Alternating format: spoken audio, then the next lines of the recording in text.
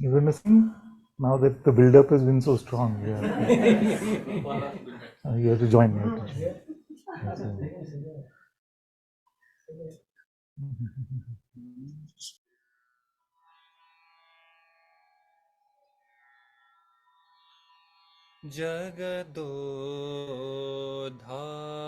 ಜಗದೋದ್ಧಾರಣ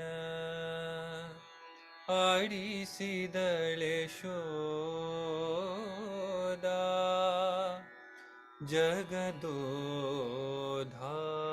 ಜಗದೋದ್ಧಾರಣ ಆಡಿಸಿದಳೆ ಶೋಧ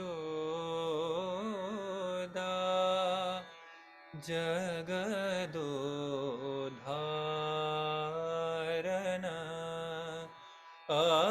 ಆಡಿಸಿದಳೆ ಶೋಧ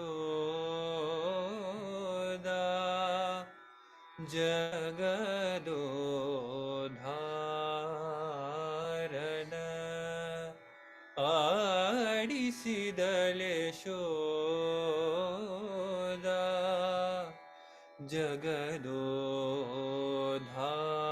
ಜಗದೋದ್ಧಾರಣ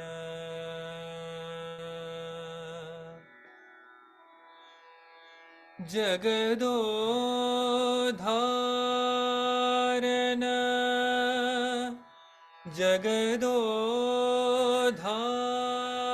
ಜಗದೋದ್ಧಾರಣ ಮಗನಿಂದು ತೇಲಿಯುತ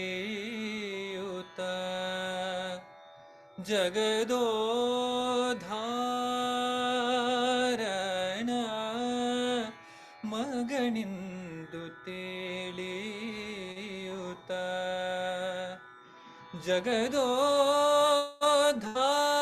ಜಗದೋದ್ಧಾರಣ ಮಗನಿಂದು ತೇಲಿಯುತ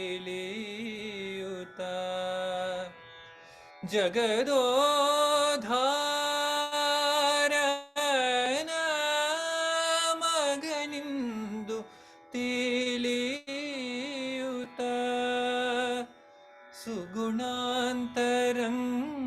ಸುಗುಣಾಂತರಂಗನ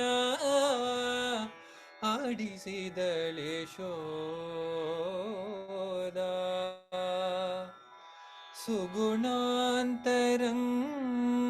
ಸುಗುಣಾಂತರಂಗನ ಆಡಿಸಿದಳೆ ಶೋಧ ಜಗದೋದ್ಧಾರಣ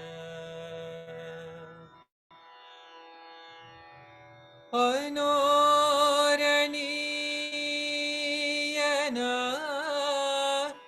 ಮಹತೋ ಮಹೀಯನ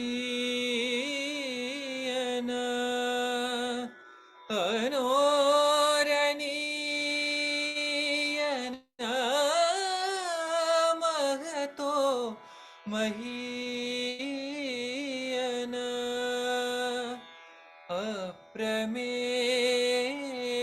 ಅಪ್ರಮೇಯನ ಆಡಿಸಿದಳೆ ಶೋಧ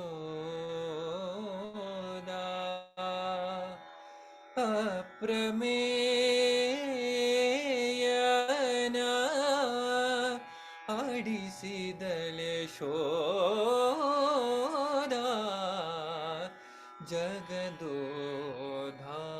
ಜಗದೋದ್ಧಾರಣ ಪರಮ ಪುರುಷನ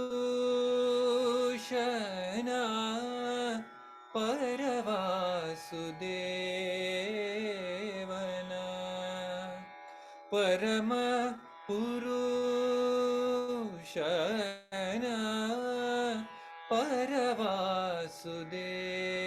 ಪರವಾಸುದೇವನ ಪುರಂದರ ವಿಠಲನ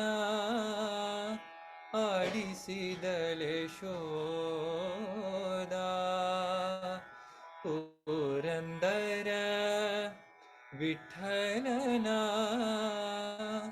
ಆಡಿಸಿದಳೆ ಶೋಧ ಜಗದೋದ್ಧಾರಣ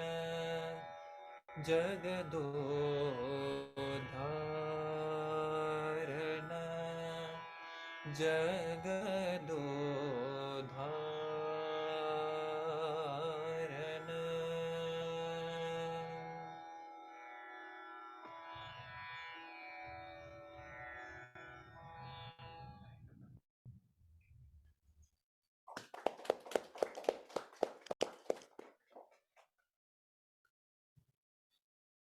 He was not wrong.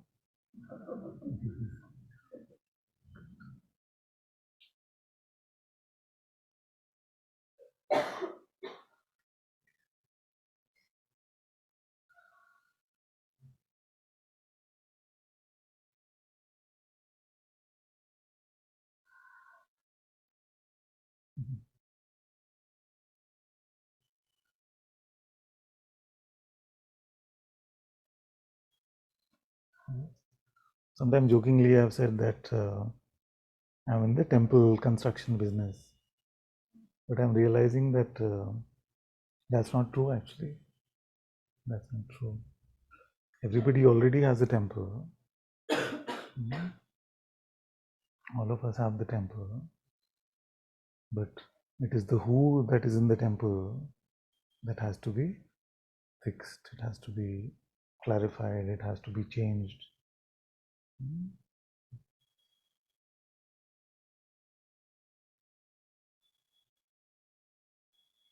Who is in your temple?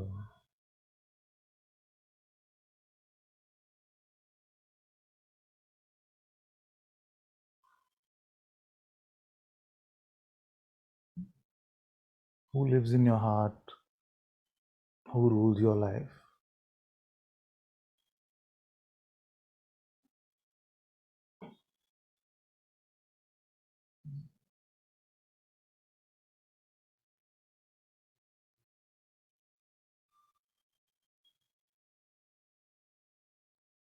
And the absurd possibility that a non-existent one we could make as the ruler of our life, that absurd possibility is Maya.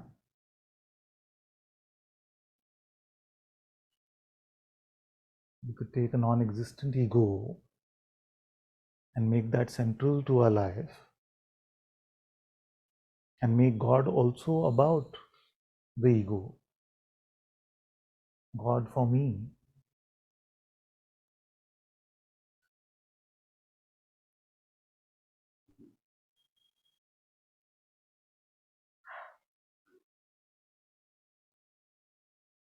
So that switchover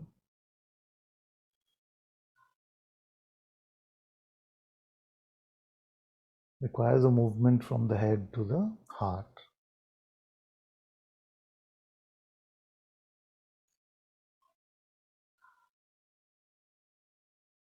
Because your spiritual heart, the core of your existence, does not propose the existence of a false entity being central to your life, being primary in your life.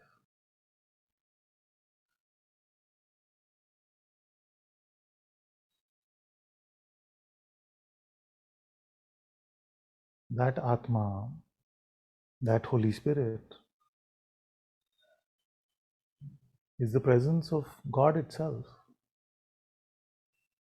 And therefore, in the world where the realm of perception seems so real, the presence of God therefore serves as a portal to the reality of the Absolute.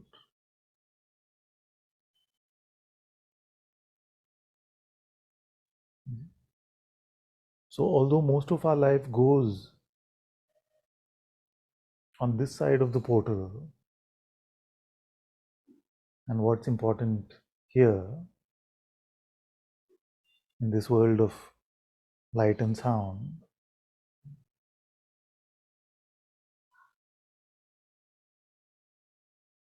it's more important to go inward through this portal of the heart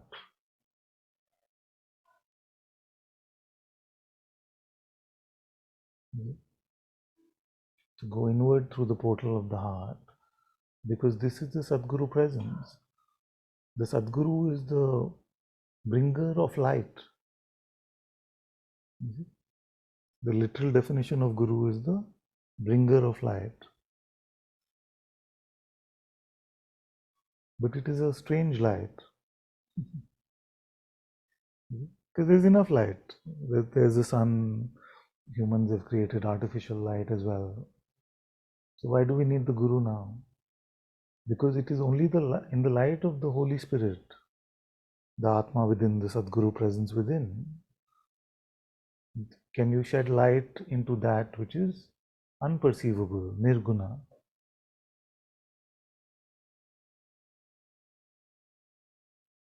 There's enough light for the guna, for attributes. Even our phones have lights now. So there's enough light to see any quality in attribute. But in whose light can you see the nirguna?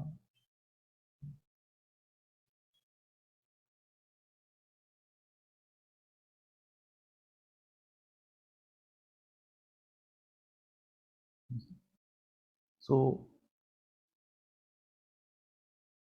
let the light of the Sadguru shine in the altar in your heart.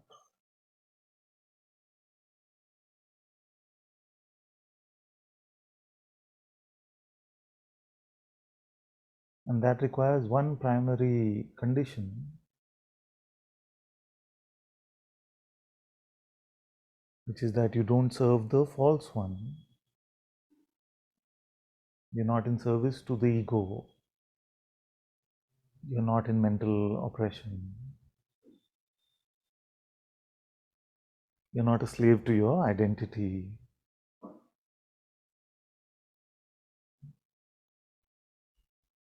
So you need to be empty of me to be full of God.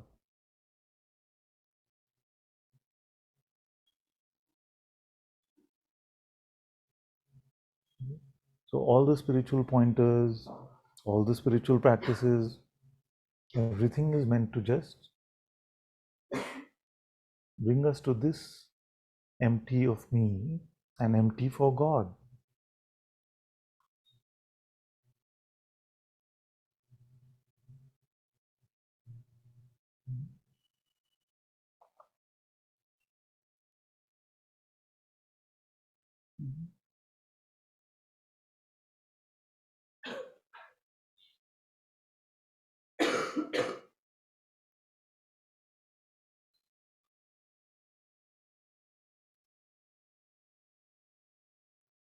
That's why some sages have said, head empty, heart full. Why didn't they say head full and heart full? They could have said head full of knowledge. You see, learn become the spiritual encyclopedia of the world, and keep your heart full of God. And many who come to spirituality actually want that. They want to know a lot and they want to have God.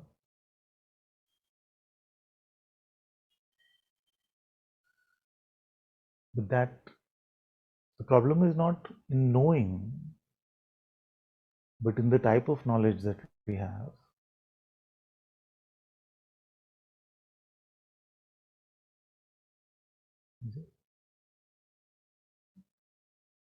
When the heart is full, then the heart is also full of intelligence. But it is not conceptual. Although this intelligence also can use concepts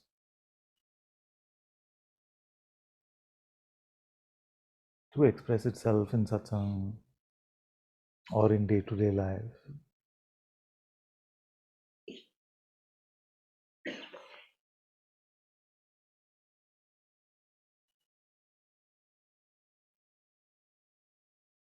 But this knowledge is not selfish. It's not personal. It's not a set of tactics that we can use to get by in life. It's not your game plan for a better life.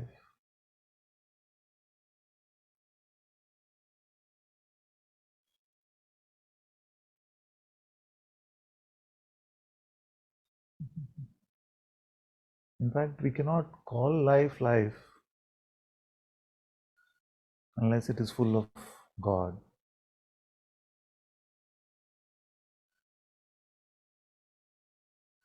It is really death.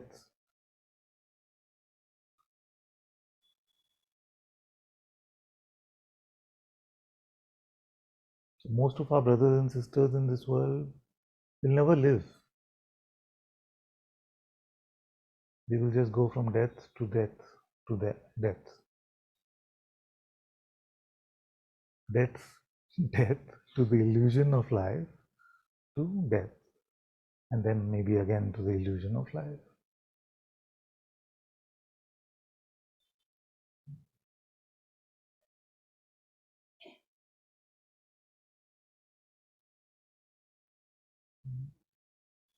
So to come to satsang is to come for the life injection.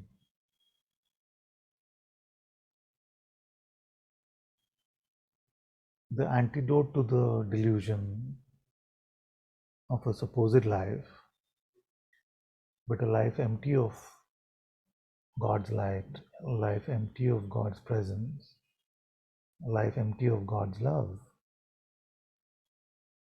is not life at all.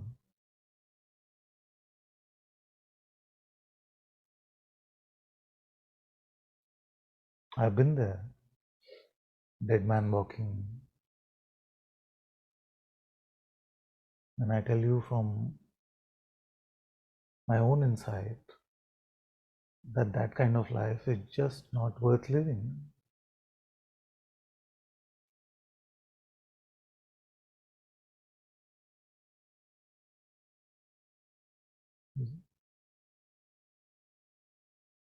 But what's happened in the world is that even spirituality has become about the false one.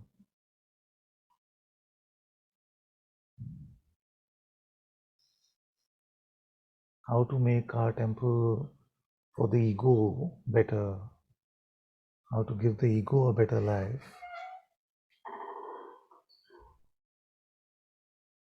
It has nothing to do with spirit.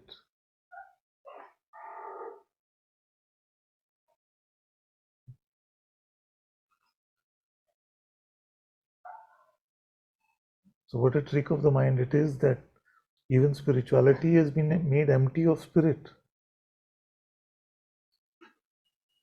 It's more a meality, egoality, in the garb of being spiritual.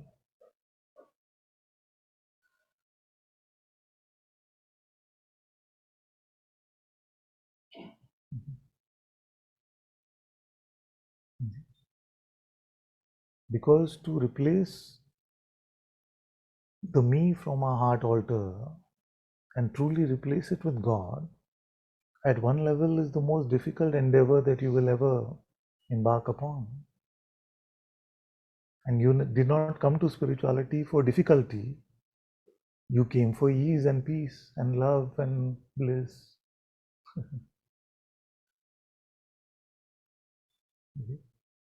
But the project is very difficult.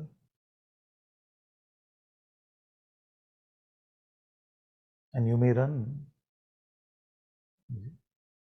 for many lifetimes before you truly embrace this project.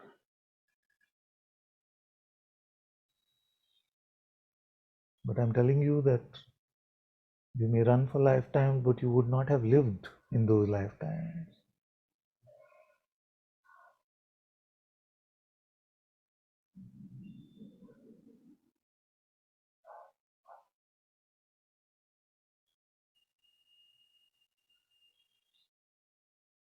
Therefore, the question is, who is in your temple? Who is the ruler of your life? Not just conveniently when we are in trouble or we are suffering, then we say, God, God, help me, Krishna, help me, Jesus. That is the time we want to make the switch over. But the rest of the time, we are happy to be ruled by the ego.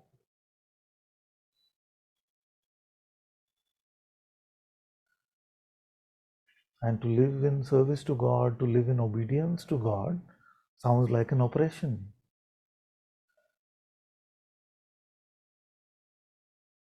You wanted a God assisted life, and now you're being told that it has to become a God dictated one.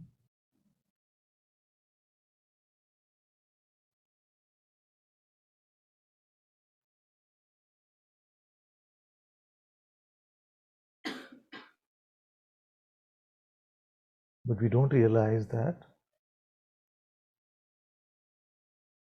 a God dictated life is the highest privilege versus a life ruled by the mind.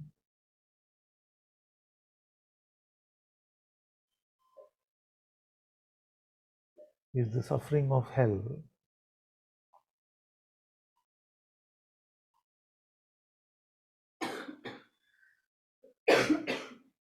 And the symptoms are all there for us to see.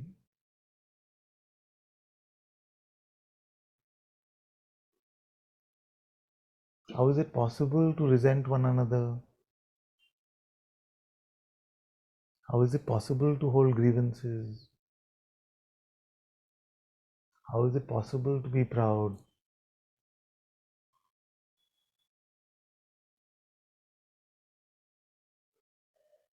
It's not possible in God's presence, at least.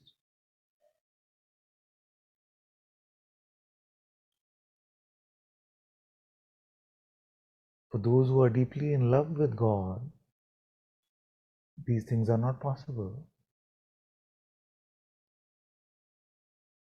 To live in fear is not possible.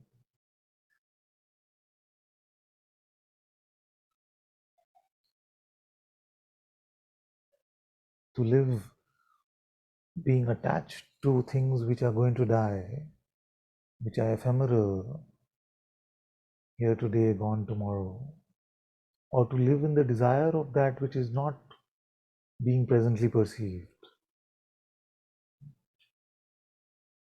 All of these are not symptoms of life which is a true life.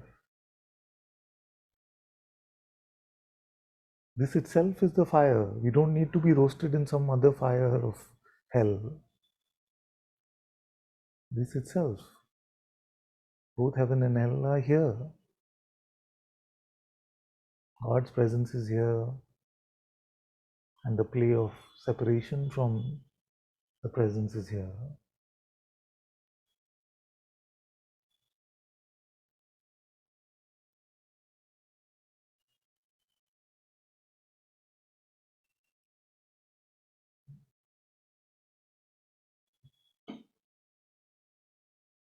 Is there anyone in this room who doesn't know that God is here? All of us know that conceptually, at least. No? But how do we live?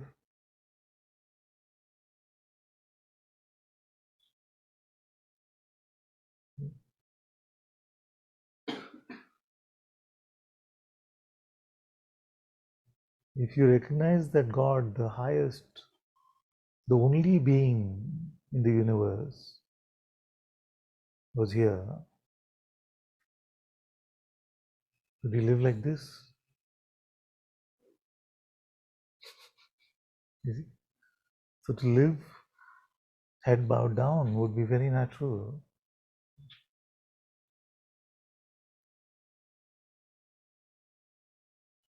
Because to have your head bowed down in the presence of God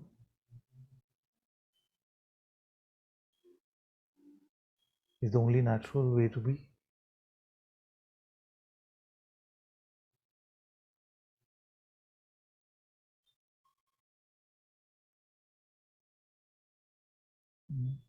Can a grain of sand consider itself to be something in front of the sun itself?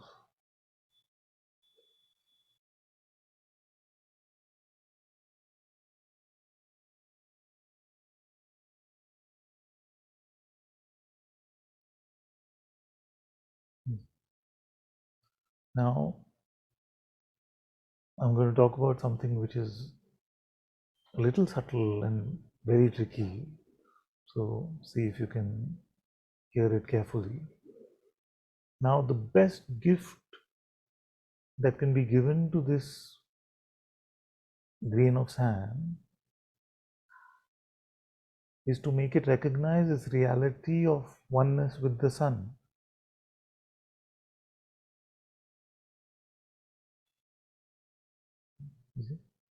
To recognize its reality of oneness with the sun is the greatest gift.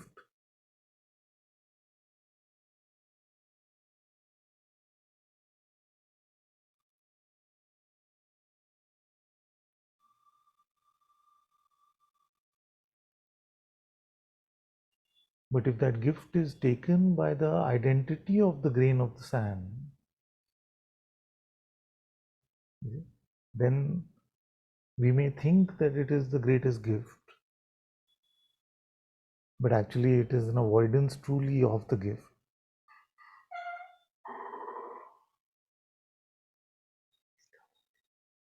So, okay, let me simplify. Maharaj said, Nisargadatta Maharaj, he said that those who think they understand come here for the words. You see? Those who think they understand come here for the words. Those who actually come understand come here for the bhajans. You see?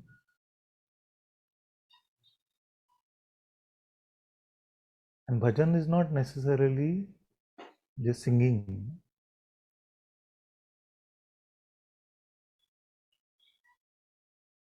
Bhajan is to bhajo God,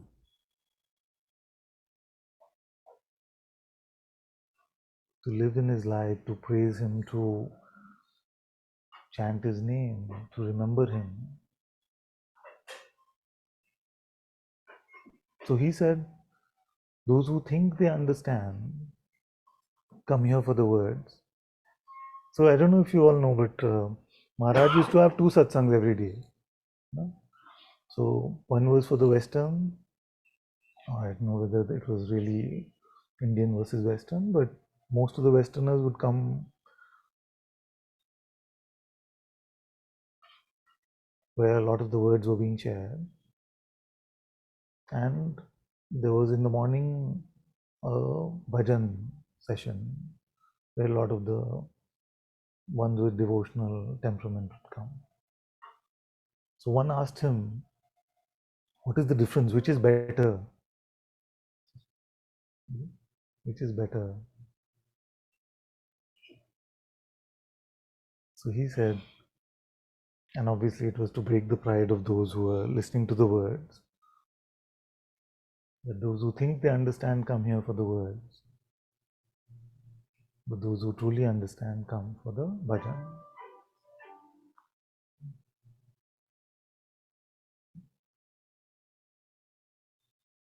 Is you can create the best Advaita Vedanta encyclopedia in your head, but if you don't learn to live in the way of the heart, in the presence of God, in the light of God, it's all useless.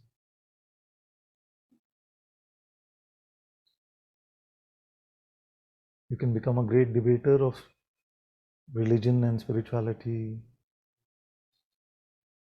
You may even share discourses about it.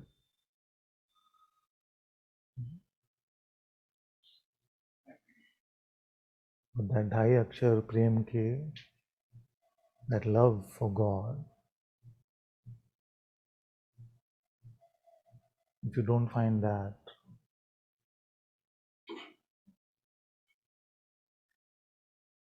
then it's all pointless.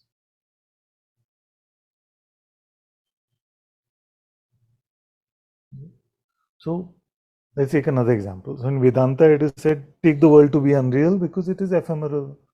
Anything that comes and goes is not real. Take it to be unreal. Can you do it? Cannot do it. You will just label it as unreal. See?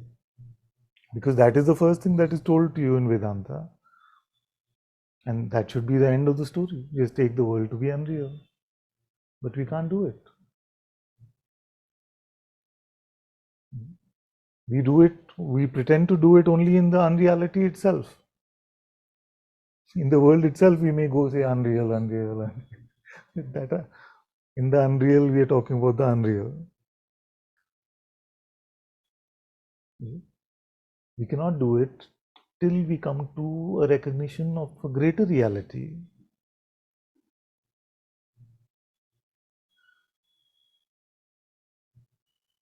Like a bird will not leave its nest till it finds a better place to build a nest.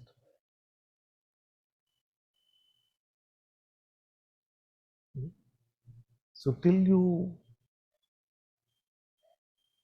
meet the reality of God's presence in your heart, you come to Atma Jnana, you come to Atma Darshan, then the words about the unreality of the world are just going to be words.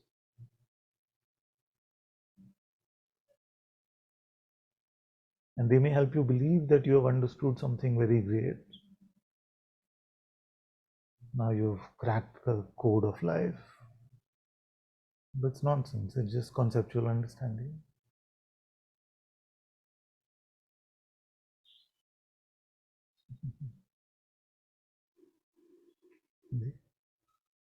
So what happens? Everyone knows, let's take another example. Everyone knows that in the present moment there is no problem. So the power of now came out at least 2 decades ago. And Eckhart has told us that live in the now, there is no trouble. And we've experimented. When you're in the now, no trouble, no identity, no ego, no nothing.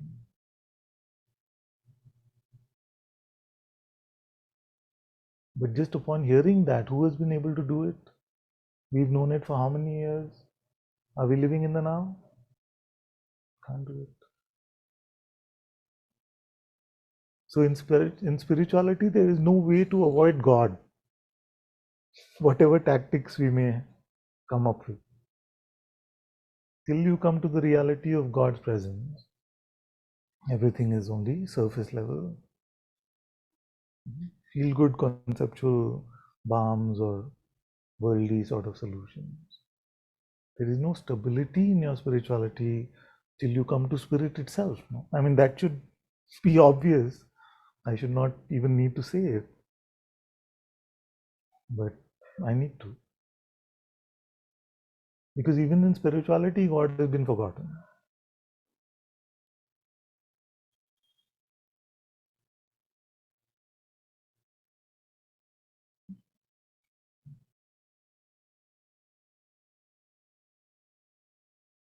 So, the light of your life, if you remain in denial of that and you want to lead a true life, how is that going to be possible?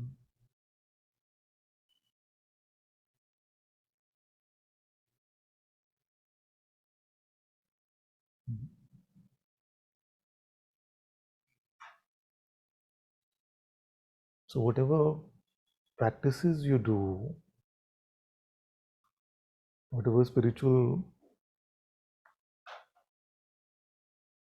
endeavors you have, make sure that they are pointing in the right direction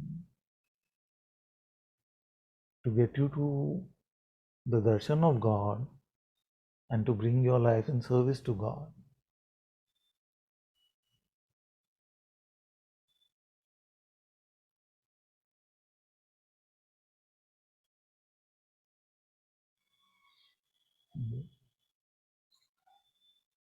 Otherwise, like the words in the Guru Granth Sahib, which I've got put here now, you may soche sochna hoye jo soche lakhwa. You may think and think and think 100,000 times,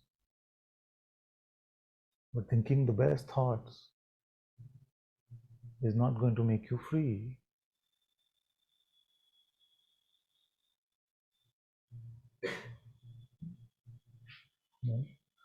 You may do all the practices, chuppi chupna hoye. You may sit in silence in a cave for 50 years. You may get all your desires fulfilled. Your stomach may be full of the best things, and your head may be full of all the smartness. You may be able to argue with and win every spiritual debate, but none of that is going to help you. So then they asked Nanakji, so then if none of these things, if it is not silence, if it is not practice, if it is not fulfillment of desire, if it is not any tactics that I've learned even in spirituality, then what is it? What is going to free me from this veil of delusion? And he said, Hukum Rajai Chalna Nanak Likhya Nal. Which means follow the command of God, the will of God. That is the what Nanak has written.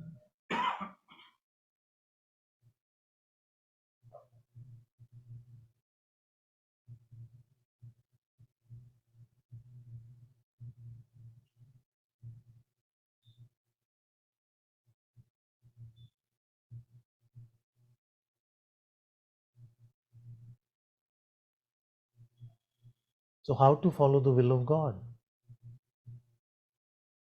Just presume. There are some presumptions we can make, isn't it? Number one presumption we can make is everything is the will of God.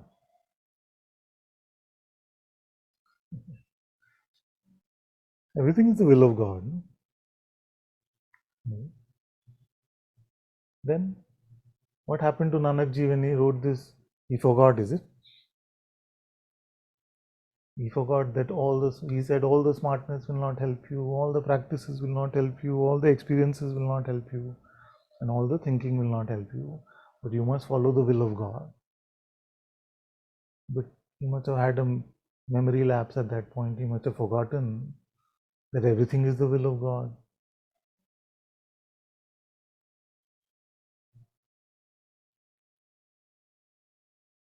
When Christ said, You may say to me, Lord, Lord, but I will not recognize you unless you have followed the will of my Father. Christ also must have forgotten. Everything is the will of the Father. Who has not followed it?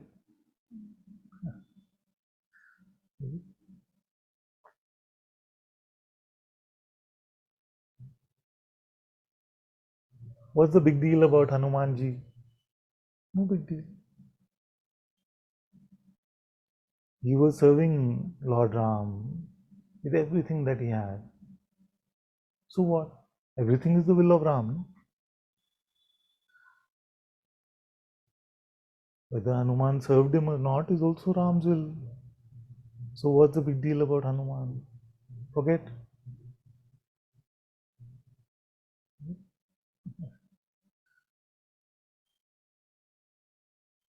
Who's a true Muslim?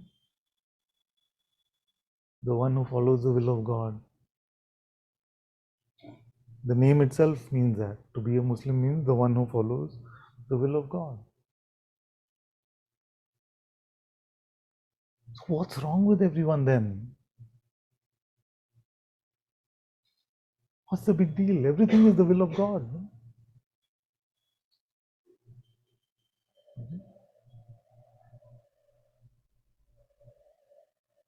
That's where it becomes subtle and too subtle for your mind to grasp.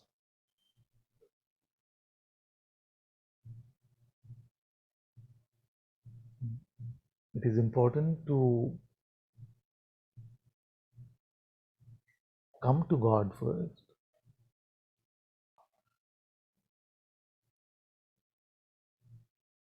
before presuming that all these great sages were mistaken.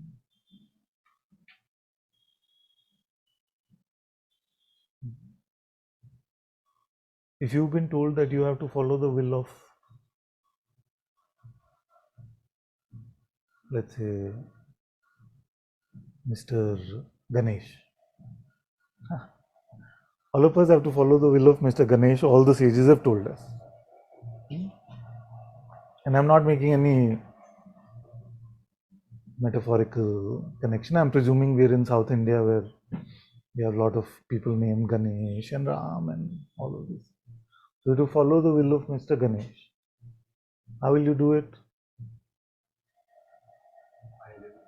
Huh? Now, one way to do it is just presume what he'll want. Oh, Mr. Ganesh, so he must be a follower of Ganesha. So maybe I should start by doing, Ganesh Puja in the morning. Huh? Let's just presume. Why do we need to find him? We'll just presume based on the name only. Or maybe others will have told us, this is how he is. He's even given us some commandments so we can follow those. See? Why go meet him?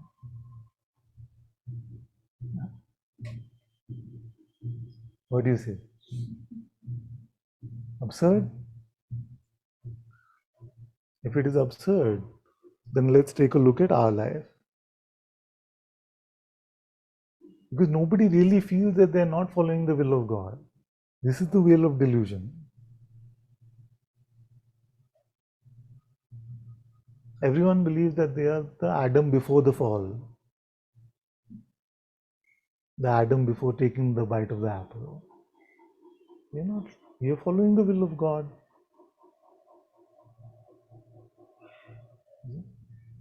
But have you met God?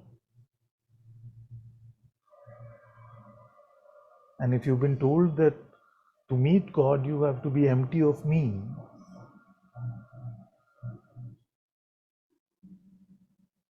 have you gotten over yourself?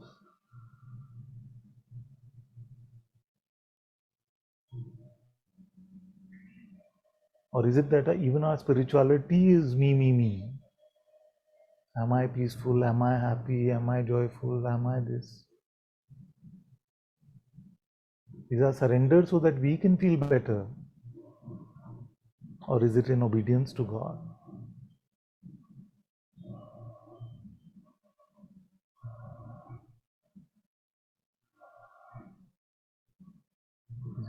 So, this is the most important project. Do you really want to lead a life where you've never met God?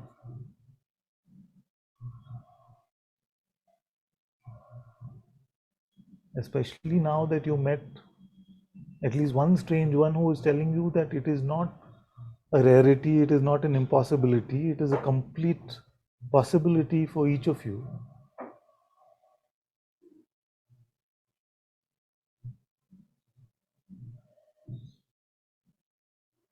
And he's also telling you that if it can happen for a foolish, inconsistent spiritual seeker like this man, then it is definitely possible for each of you. Because I look at all of you and I feel like, wow, all of you are amazing.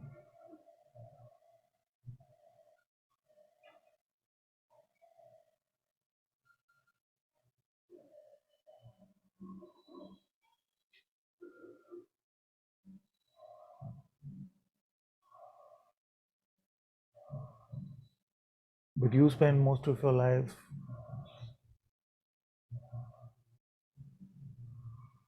involved in worldly and human things.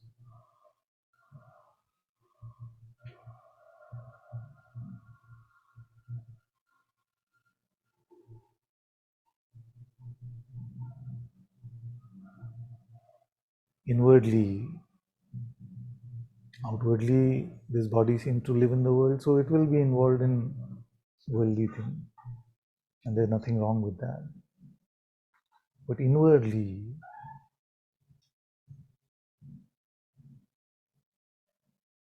How are you able to waste time on nonsensical, ephemeral, temporary things in this dream when you've been informed that God is a reality and a possibility for you to live in His light?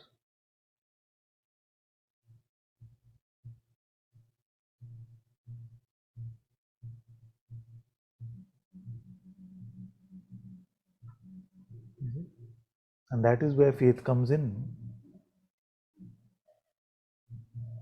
Are the words of satsang just some nice spiritual sounding blabber?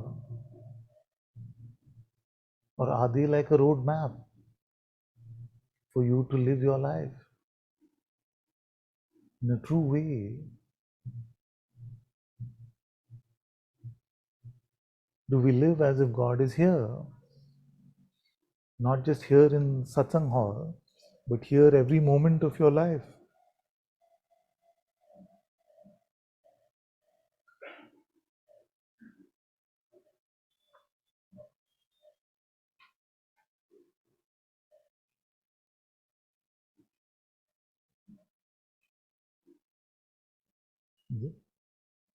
So that is the Vedantic conundrum, isn't it? Because this example really hits home when I say, okay, Krishna is sitting on that couch over there. Then you would not be able to take your eyes off him. Forget about everything, who you fought with, who's been rude to you, which things you have to fix, how much money you have in your bank, what is the health of your body, what is the meaning of life. All that will be forgotten if you have so-called Sakshat Darshan. But what is Vedanta 101? That which is perceived is not real. That which is unperceived is reality.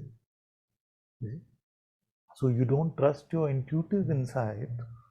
It points you to the presence of God within yourself. But if it became perception, then you would say yes.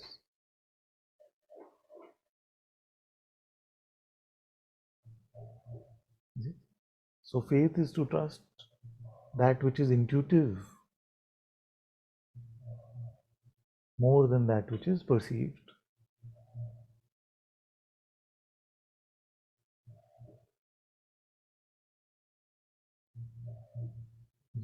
So you may say, but truly I have not found God. You may say that. And I would appreciate that honesty. Because at least then we can meet it really. That if you have not found God, that then I am not going to let you waste your whole life without finding Him. Relentlessly pester literally the hell out of you, so that you can come to the heaven of His presence.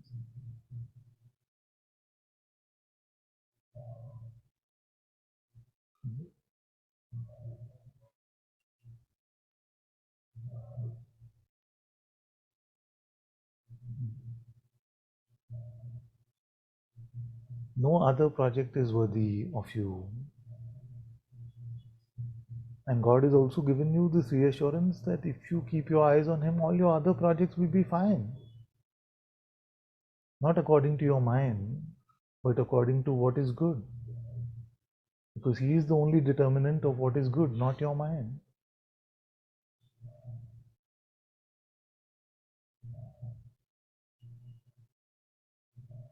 And what choice do we have? Either say to me, Ananta, you're full of nonsense. My life is not a zombie life without God. It is full of life, full of reality. Then I won't bother you. See you in the next life, maybe. Then I won't bother you.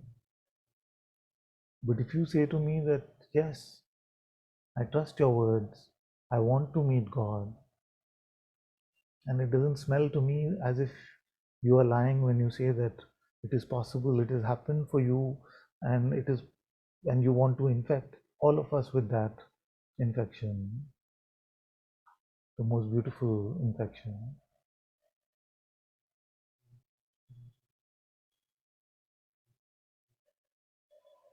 But then you have to follow what is being shared. Get over yourselves. Don't think your ideas are so great. Become empty for God. Let go of pride.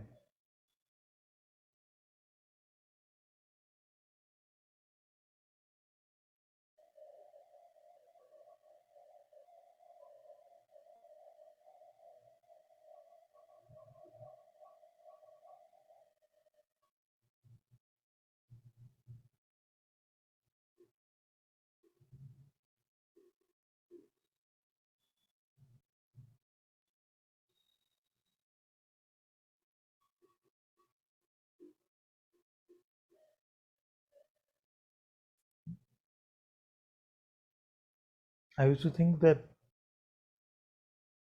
all that is needed is an awakening experience. Once you have an awakening experience, finished. So let's chase that beautiful moment where you see that there is no me and there's only oneness everywhere. Finished. But it's not true, because over the years I've seen so many of you having awakening experiences and so many who are not here. But did their life really change? They made the awakening also about me, the ego.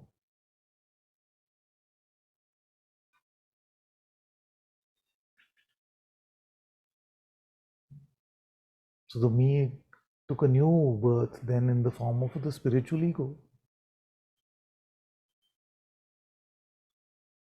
And we've seen so many videos, beautiful satsangs, where people are very obviously having awakening experiences where they cannot find the me, and some spontaneous laughter is coming, some spontaneous crying is coming.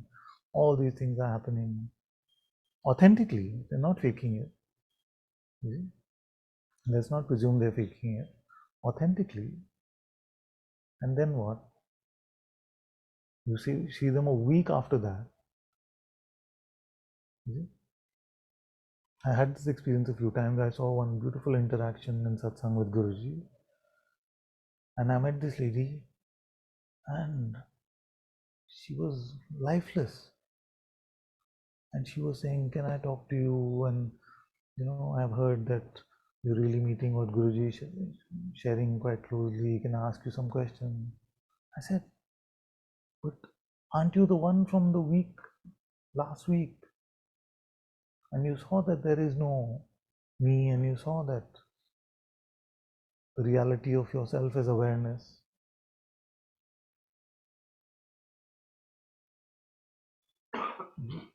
And she said to me, "Don't talk to me about that." And I said, "But I saw it on video. I saw it." You see? Then I started to realize that it doesn't always work like that. The me doesn't give up just because you had an experience, a spiritual experience.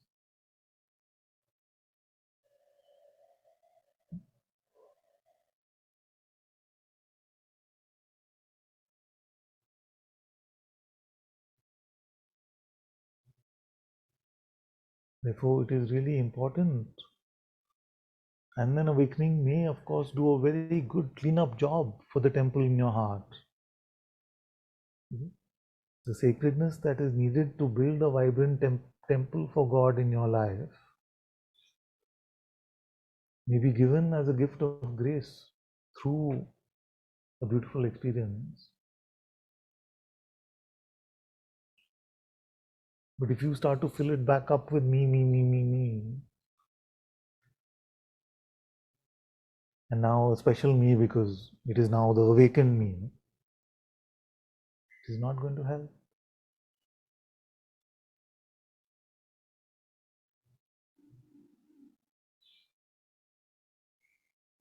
So जब तक मैं को छोड़ेंगे नहीं तब तक कुछ होगा नहीं.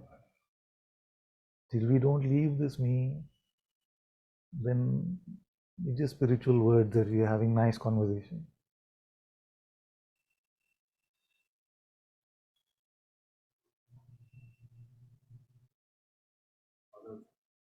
Leaving me is a continuous process. It's a continuous process. It's a continuous process. Because if you actually, let's stretch the metaphor a little bit. So if you actually built a temple, you have to clean the temple, do I have to do it every day? I have to do it every day. Because we are in this Leela, the play happens in this Leela where everything, everyone and everything is selling the me. Everybody is referring to you as a separate one, as an individual entity.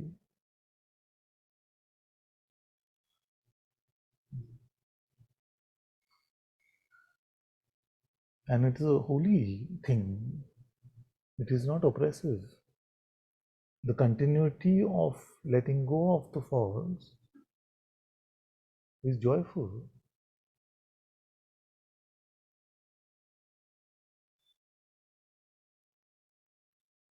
Meeting God fresh and alive every moment is joyful,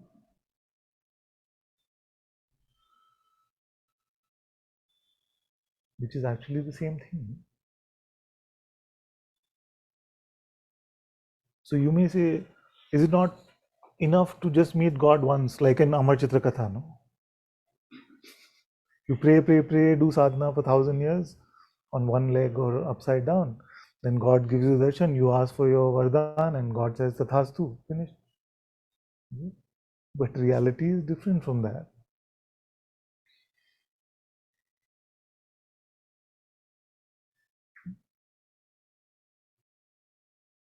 If you met Krishna, would you say bye?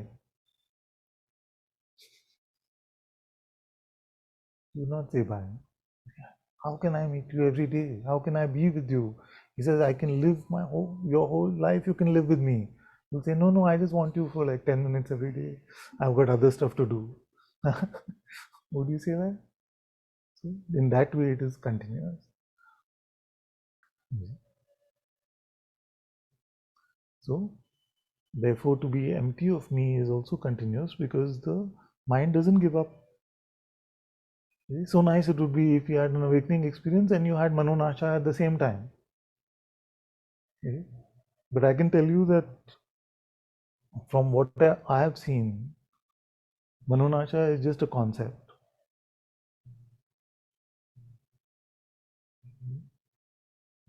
This mind continuously may lose its power.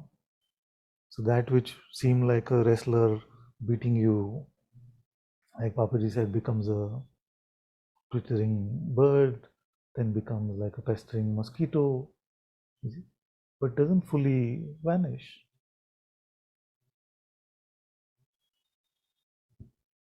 And the Mahamantra of the mind will always be what's in it for me. That will not change. This leopard will not change its spots. That's why even Papaji said, vigilance till my dying breath. Why? Such a great sage. Why vigilance? Guruji says, keep your head bowed down. Say thank you for everything. Why?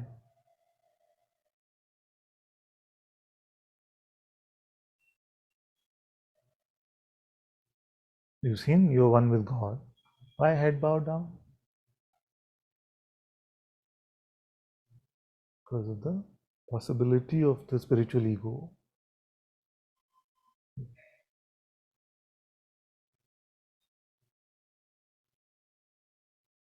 There is a part of us which would love nothing more than just becoming so special because of our spirituality. Become godlike because of our spirituality.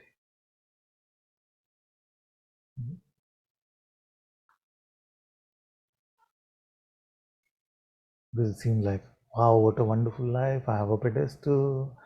I have people falling at my feet. I have all these beautiful things.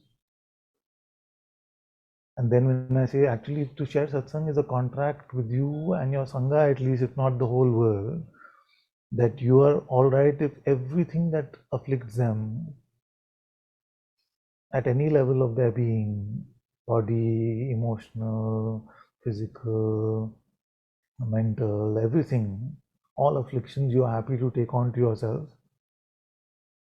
You say, no, I'm fine.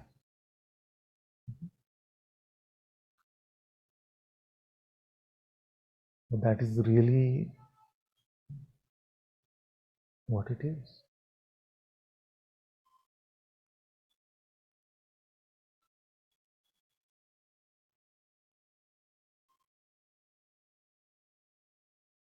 Because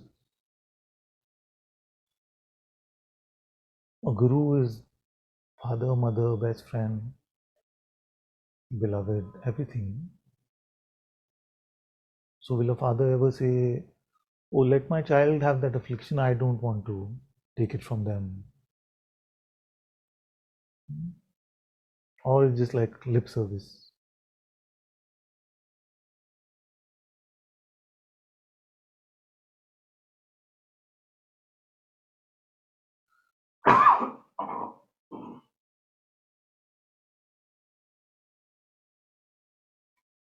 And we may also say all of these things from pride. We may say all of these things from pride, but what is true for you in secret when there's nobody else that you're performing for, that is what is most important. That is when it smells true, rings true in the heart.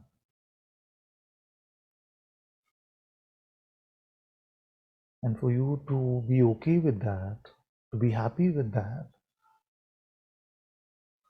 needs you to be humble like a beggar servant. For you to recognize that the world for now may be giving you a pedestal to sit on, but really you're nothing more than a servant at the feet of God.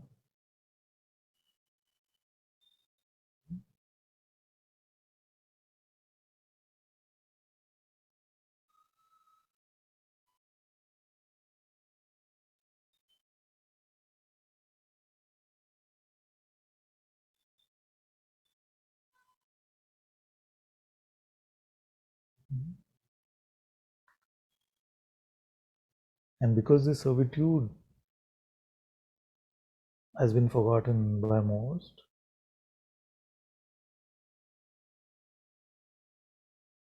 that is why all the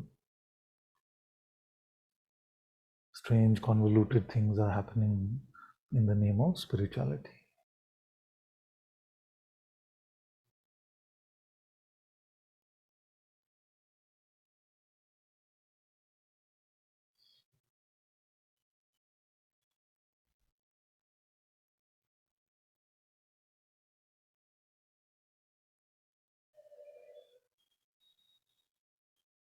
A teacher said something very beautiful.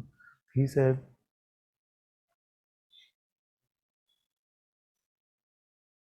I shared with a set of people, and after that, they all started talking about how great I am. And they were not talking about how great God is. What a shame.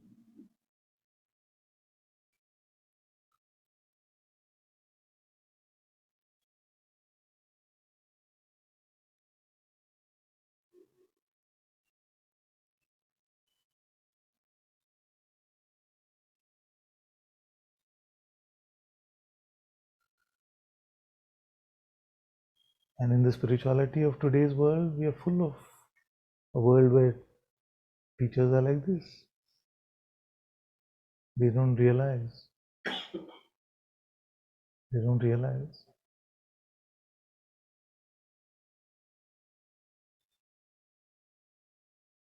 that it's not about them, it is about God.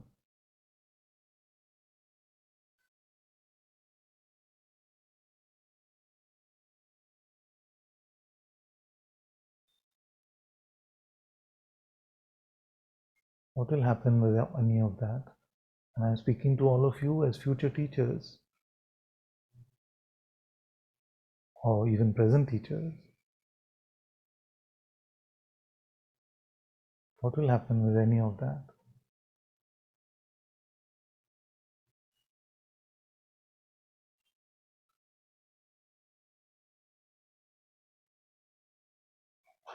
You'll plant and plant all these beautiful things here, and then you're going to die. Your name will no longer be yours. Your fame will no longer be yours. All the credit goes to somebody who's dead.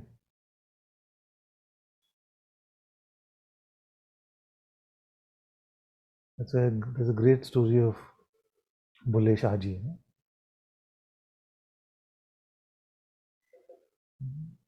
I'm not recollecting it fully, but the point of that story was in the farm. He tells the farmer that in your true life you have to uproot from here and plant there.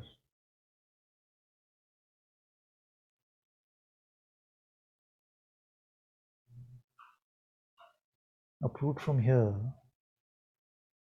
Don't be so attached to things here, because this is Maya. It's not real.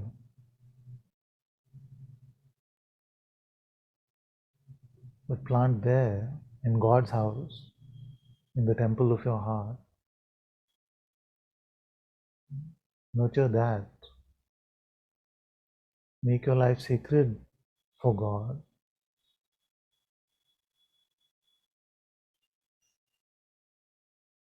Love makes it sacred for God. Unconditional love, not the business of love. Love deeply, love Him deeply. Even when you think you can't, trouble yourself. Why can't I? Go through that thing, but love Him. Love Him deeply.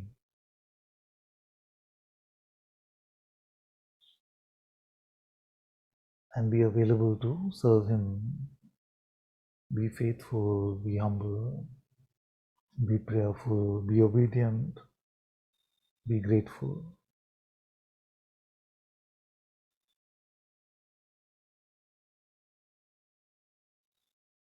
These are the flowers we can lay in the temple.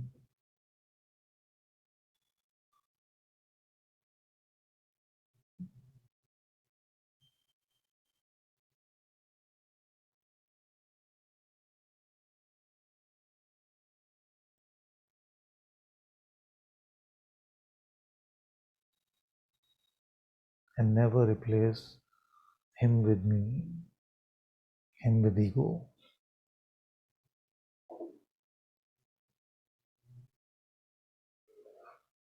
Don't build your life for you, build it for Him. Don't live your life for you, live it for Him.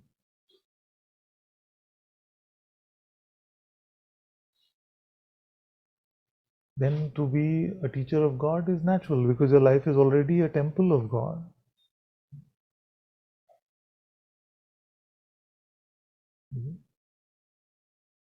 Then those who need to feel His presence, who are longing for Him in reality, will naturally come to you.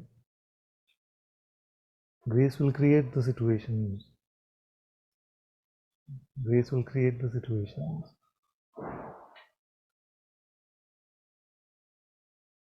But make it about Him, not about you being a good student or teacher of God.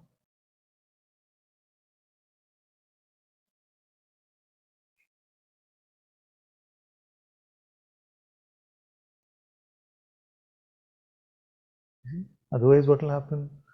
Without realizing, you'll just get caught up in some performative spirituality. Like Maren was telling us the other day about somebody who just in a sort of performance spirituality. They can speak a lot of beautiful things from scripture and nice anecdotes and stories and things like that. Maybe give beautiful discourse, but do they really bring people to God, to an eternal Atma, to the holiness of God's presence?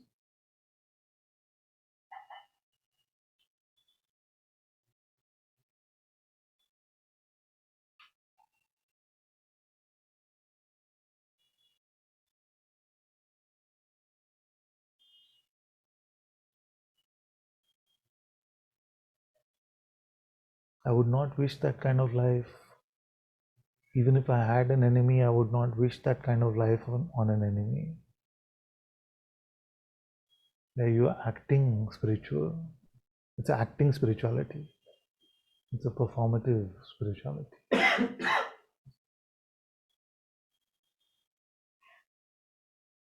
I'd rather be a foolish worldly person chasing material things than trying to get the same material things and material benefits in the guise of spirituality. At least it is authentic. It is not, your mouth and your life is not contradictory. But if you get into a space where your mouth is God, God, God, but your heart is grasp, grasp, grasp, it's a terrible life. Fame, money, devotees, it's all dead. Hear me, please, that it's all dead. Never chase any of this stuff. The only one alive is in your heart.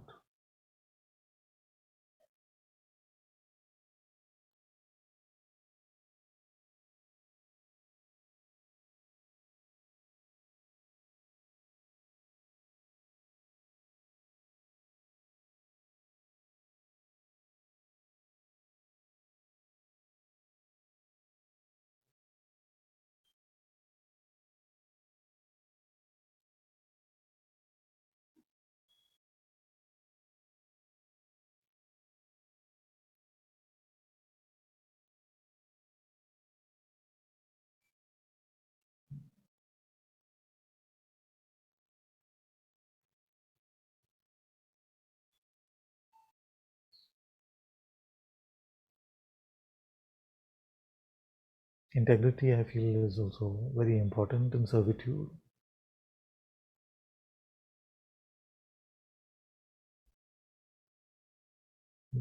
Integrity means you speak from your heart.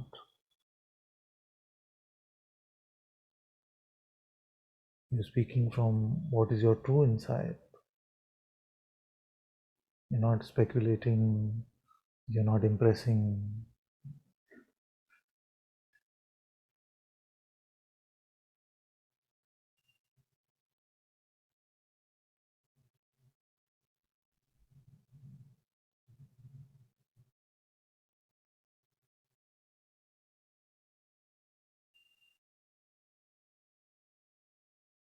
You're not emotionally, psychologically, mentally manipulative in any way.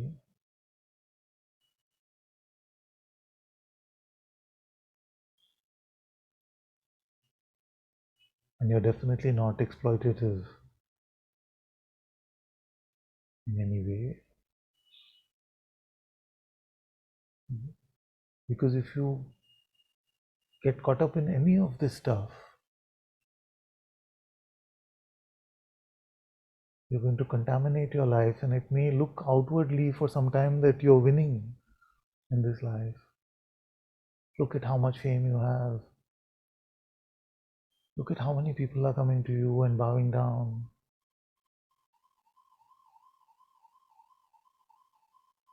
Look at how big your ashram is.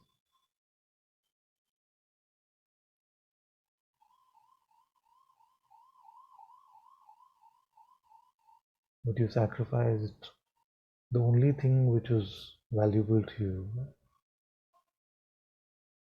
the sacredness of your life, so that it can be worthy of God. So don't try to win here. Uproot from here and plant there, as Balesha said.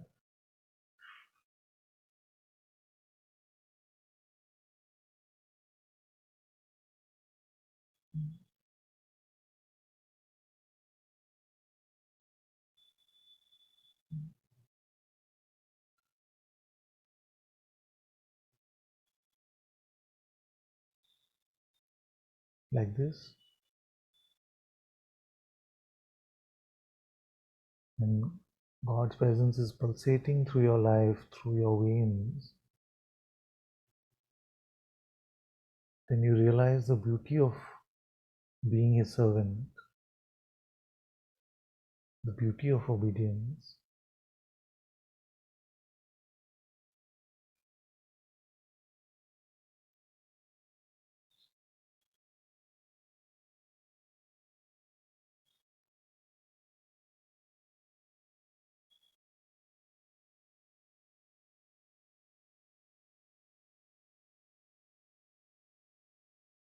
Then your life is not clouded by the mind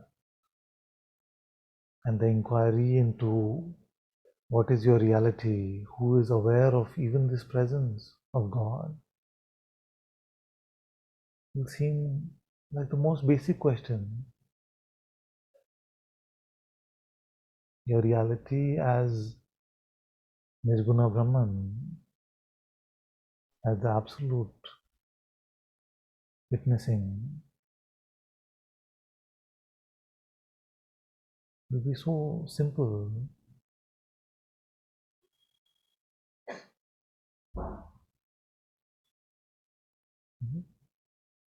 So the other day we started from that end, and then this end is simple.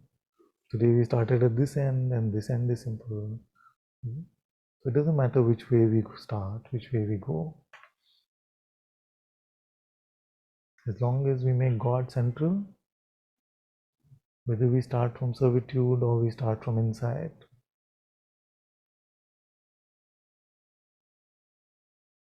it doesn't matter. But if the me is central, then servitude out of the question, insight at best maybe for a moment,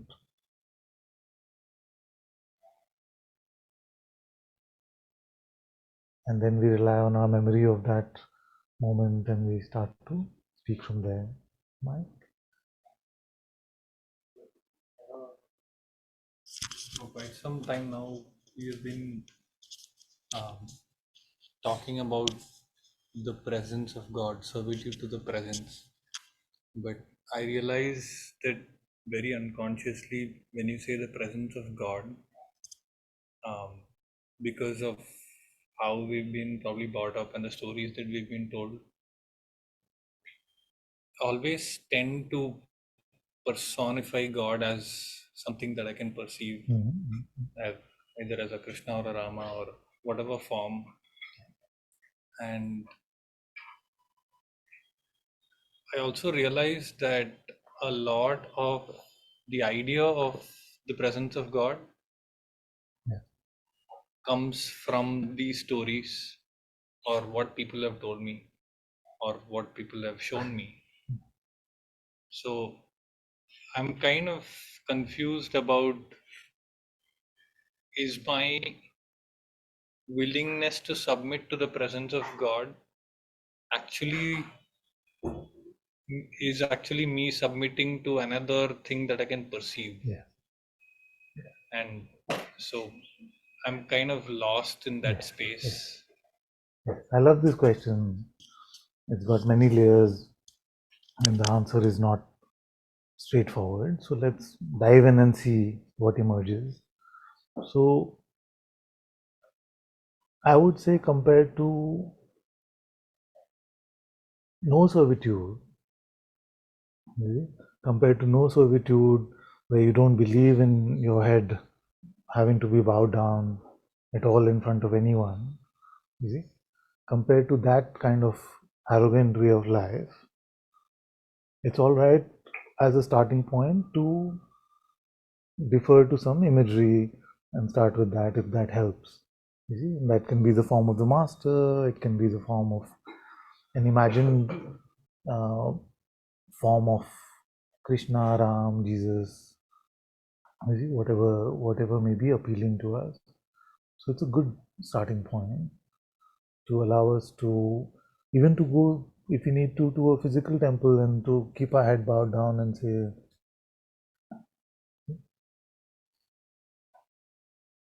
and maybe that then physical temple becomes embedded in our memory, or something shows up in our imagination, and we start to bow down to that and make ourselves available in this way. So at least we are starting to replace the primacy of the me from our life with even a construct of God, which God understands your intention, your feeling. So He's not going to hold that against you. But as you go deeper, then you're right that constructed imagery, if you become too attached to that, may become a block to a true meeting with the holiness which is here, holiness of your heart, the holiness of the presence. That is why at a particular time I've told some of you also that forget about that which you're imagining or what you're thinking to be uh, Ram, Krishna, Jesus. Leave that so that you can come actually to a true meeting with God, true meeting with Ram, Krishna, Jesus. Because no matter how beautiful our mind may construct something, it will not match the beauty of your inner recognition of the holy presence. So, if this question is arising for you,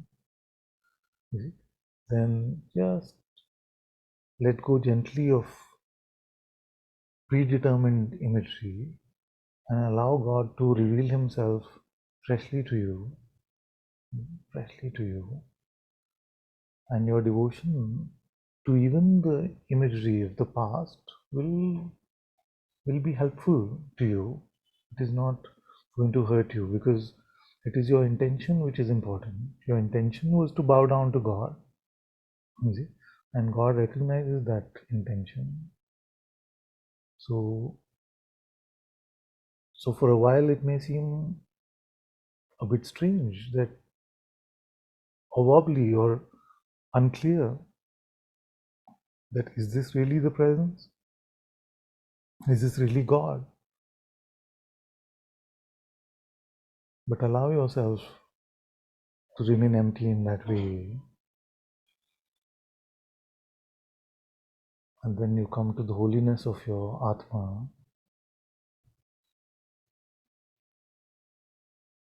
which is both the entirety of God and the ansh of God. These words will not make sense to the mind. Your Atma is both the entirety of Brahman as well as a spark from the flame of God.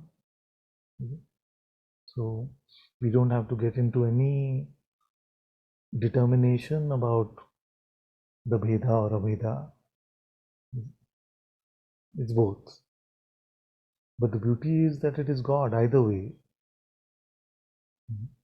So when you come to this Atma within, then allow the Atma itself to reveal. It may play with the play of imagery, it may keep it completely empty of that, but allow it to move your life, every element of it, especially the prayerful element of it. So we learn to live from there every moment.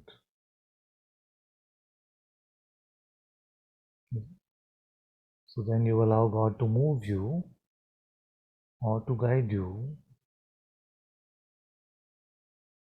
So what does that mean?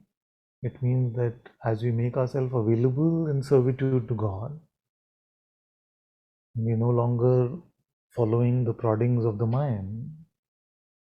We allow the presence itself to move this life. You see?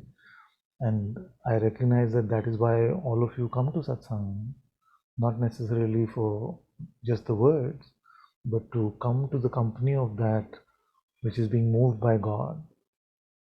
You recognize that God is moving this mouth. There is no plan about what to say and what is going to be shared. And if all this can come from there, the rest of our life can also be lived in that way. You see? So in this way, the presence, God's presence runs our life. And as we get used to living like that, we'll also start to get instructed by God. You see? So we may quote unquote hear his guidance, not necessarily in an audible form, but very apparently from the heart you will be guided, and we must follow its instructions 100%. See, that is the meaning of Hukum Rajai Chalna. We must follow the will of God, as easy or as difficult as it may seem to our mind.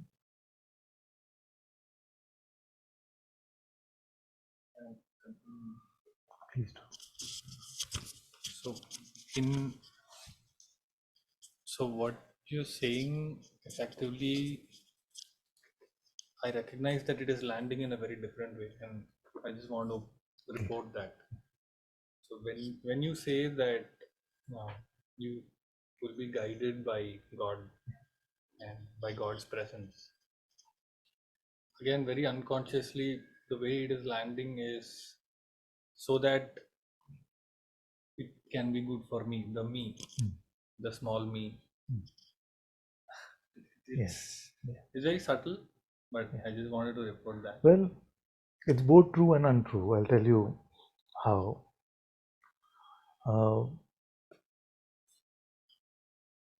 It is not God for me. Yeah?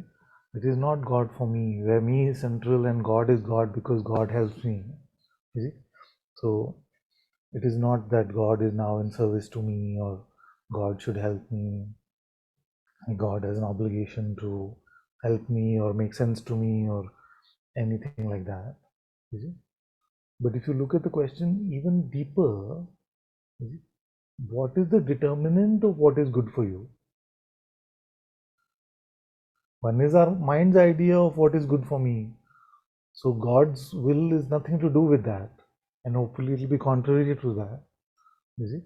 But if you were to say truly what is good, is there any other determinant of what is good in our life, even if there was this me, what is good for that one, except God's will? See? So what is good is if it is God's will. They are equal. That's why I said it's both untrue and true. So to follow God's will is the only good for our life. Even though the whole world may oppose that, our mind will oppose that, our loved ones may oppose that, everyone may oppose that. But you recognize that if God is guiding you, what else can be good than other than His guidance? Because He is the source of the intricate intelligence of even this manifest universe. So that which gives birth to this, what higher intelligence can there be than that to determine what is good? So this is very, very subtle actually, because the original sin actually is to determine what is good for ourselves, and everything else is derived from that trouble.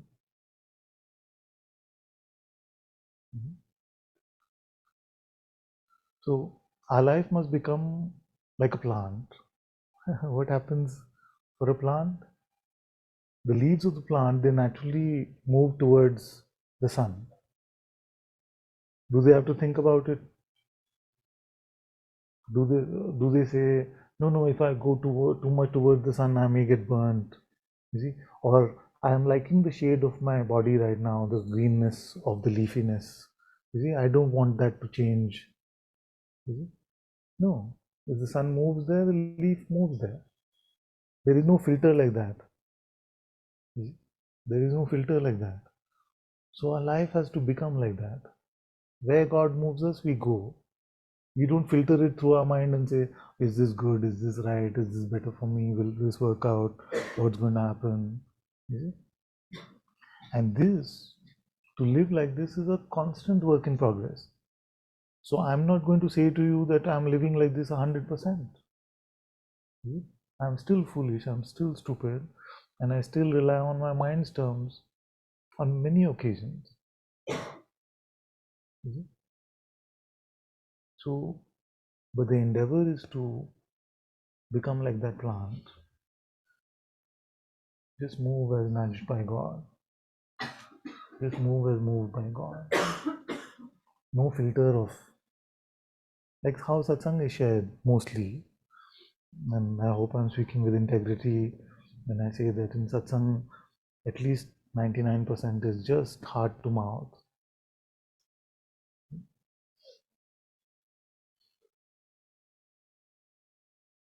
But is my life fully 100% like that? No. And I don't feel like it will ever be 100%.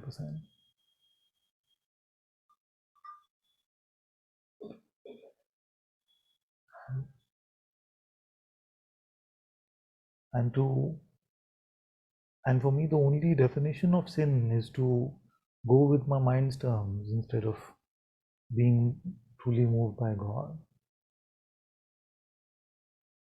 And therefore I don't mind admitting that I continue to be a sinner.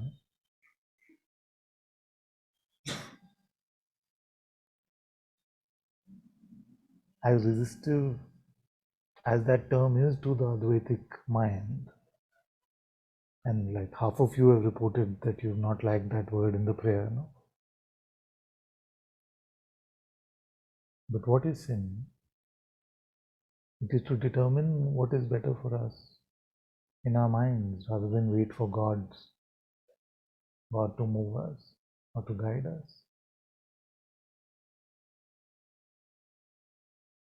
So these are at some level very subtle things.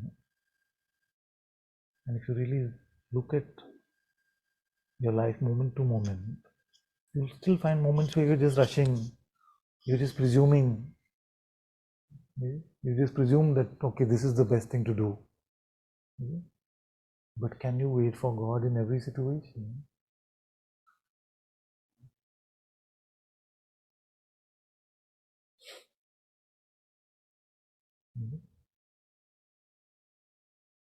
Are you truly a servant of God? Or are you just part time?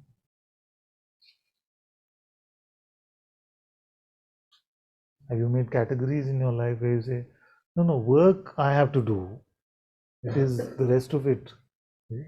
And some of you may say, work I have to do, family I have to do, all of that. In satsang, I can be with God.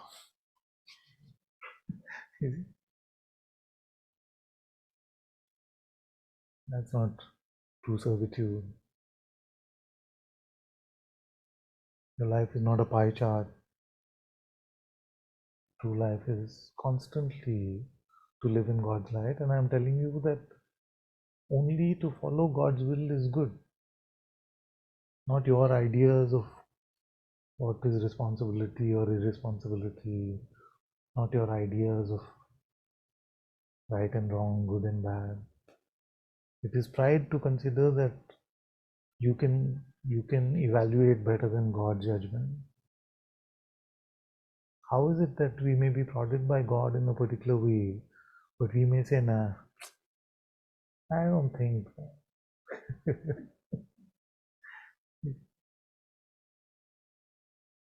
It's like a drop on top of a wave saying, I don't like the way the ocean is going, so I'm going to dance to my own tunes. So the whole ocean is pushing me left way. I say, no, no, I think right is better. The beach on the right is much better than where I'm going now. All this sounds absurd, but this is our life. This is the story of our life. Where we're nobody, we are nothing. We think we are so special and cool and we can decide. And I'm including myself in this completely. But if God is there, if Krishna, again to make it more clear, if Krishna was sitting in front of you, see, and Krishna says, go left, you say, no, nice suggestion, thank you, but I'll go right. This is the absurdity of our life. All of you are saying you met God, then why don't you follow Him? Then you say, okay, now I want to follow Him, but He's not telling me anything. So follow that.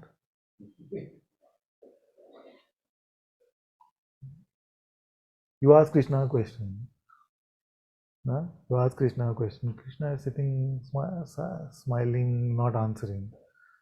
Will you just say, okay, don't answer, I'll do what I want? Huh? It's not like that, no? So it is your lack of faith in your own insight about God's presence which allows us to be that way. Somewhere you don't actually have faith that it is God. You may feel like it's some biochemical reaction happening in you that makes you feel present. It's not really Atma. It's not really the Sadguru presence, the Holy Spirit. All these traditions and cultures, all wrong. It may just be biochemical. This is the absurdity. No?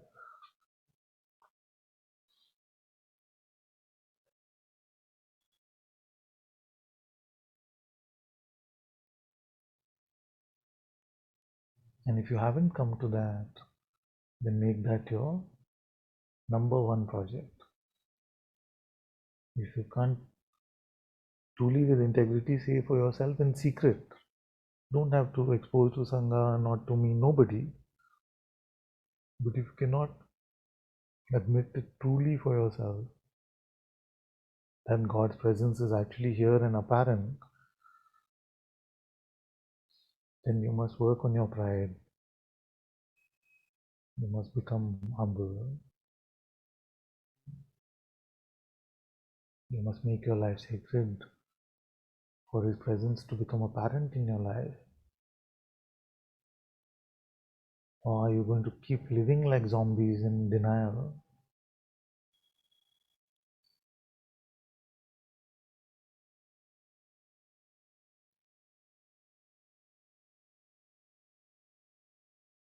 For this project, leave everything else out inwardly. Outwardly, it may continue to happen. But make nothing else as important as this.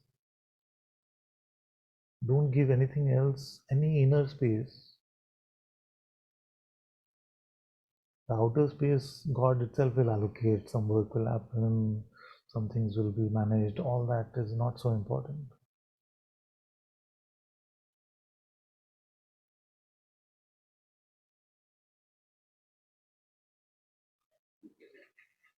But don't give your inner space to anything but God.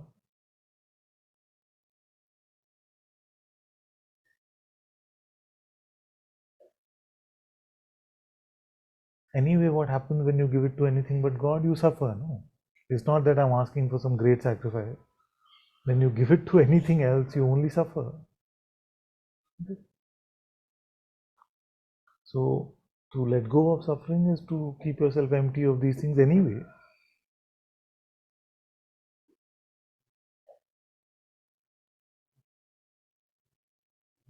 So, the sacrifice which is asked for in satsang itself is freedom from suffering.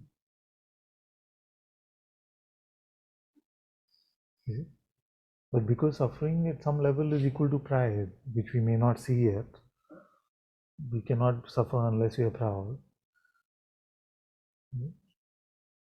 Then we may feel that when the master is telling us to keep our inner space empty of our own projects and ideas and plans and tactics and concepts and constructs of life,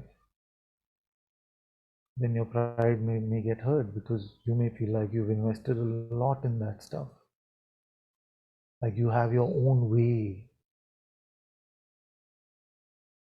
but your own way is rubbish.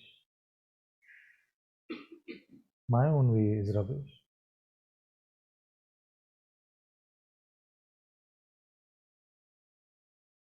Just let me finish a little more. So recognize that fast.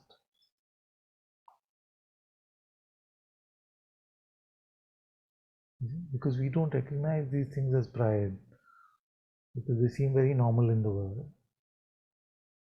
Everybody has a plan for themselves or their lives. Everybody has ideas of good and bad, right and wrong.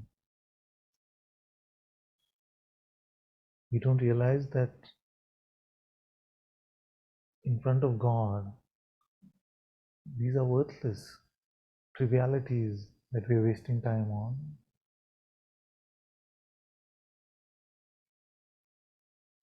So be empty for God. This is what you have to be empty of. Everything empty. Keep your space sacred for God. Anandamayi Ma said, keep your space sacred for God. Can you keep it sacred by putting up your photo everywhere? I'm making a temple for God. Me. Can you keep it like that? But that's what we do. We don't realize. If I do this, God will help me like this. So God is secondary. The me being helped is primary. Me. Then you invite God, please come. Please come. This is a temple for you. No? It's got my photos everywhere, but don't mind that.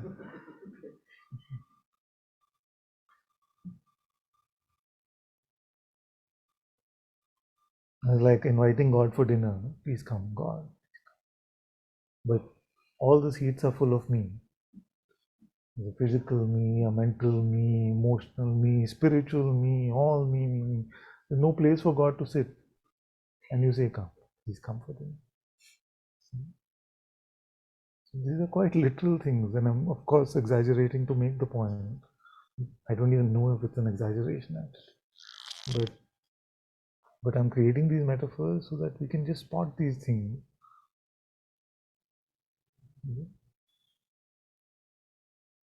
That just a lip service to God is not going to be a spiritual life.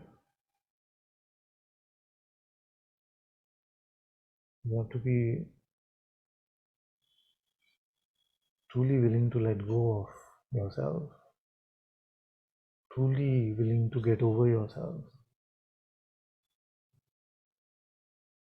That's why the theme of today's satsang has been who is in your temple.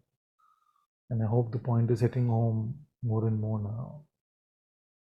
Whereas initially it may seem obvious that it is God only. We see how you contaminate your sacredness with selfishness. And just because selfishness has been normalized in the world doesn't make it acceptable. Because just because the world says, but that is the way to live, doesn't mean that it is true. Is that how God is telling you to live? Is that how the Guru is telling you to live?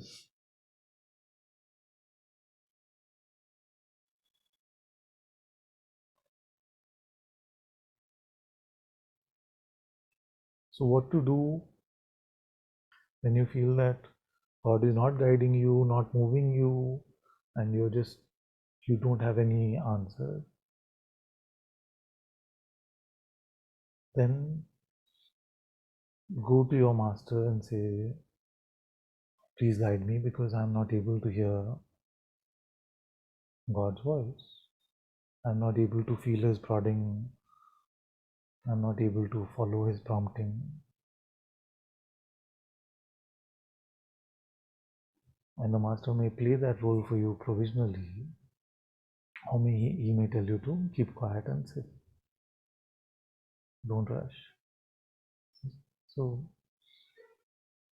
because that is how he will be prompted from his heart. He can also not predict what guidance will come for you.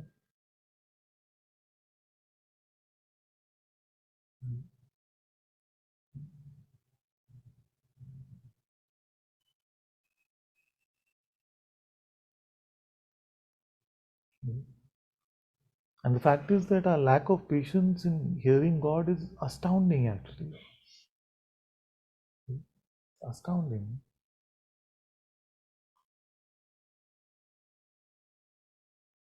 If you wrote to your favorite cricketer or movie star and he replied to you after 3 years, you'd be still happy with that. He took the time out to write to me. No? But God, no. He should be instant, like dominoes. I prayed to you. Why are you not replying to me? I prayed to you. So much special we think we are, no? That we should be able to determine his timeline also. It's a very, very upside down world and mind we've given value to. If you had to spend 10,000 lifetimes waiting for God's reply, it would still be worth it.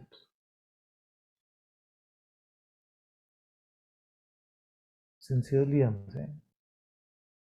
But we can't wait 10 minutes. We can't keep ourselves empty for 10 minutes. We start to doubt. We start to get frustrated, irritated, throw tantrums.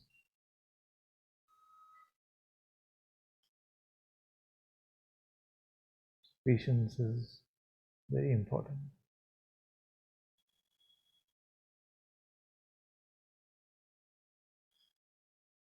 It's only our pride that makes us this way, you see. We think we are somebody.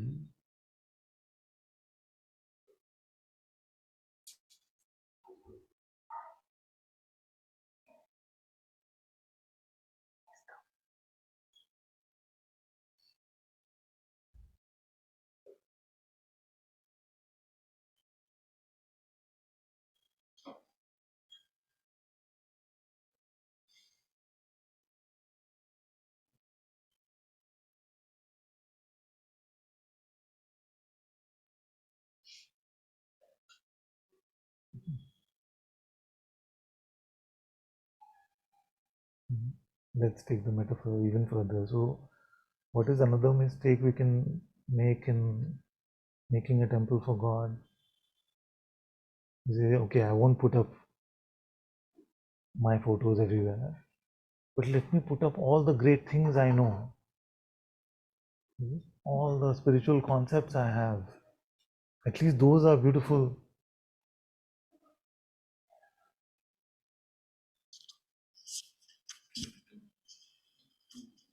Okay.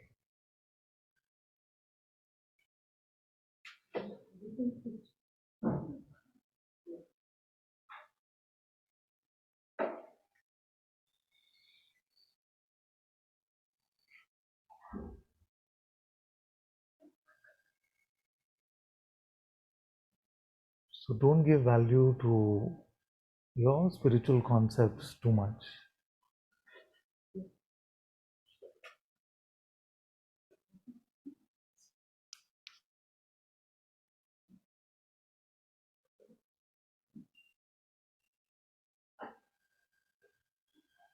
Don't put up your knowledge on the walls of the temple.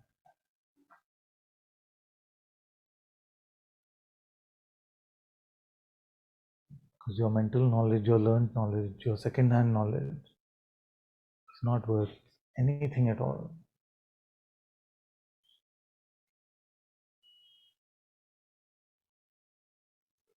Don't be attached to it. Don't be proud of it.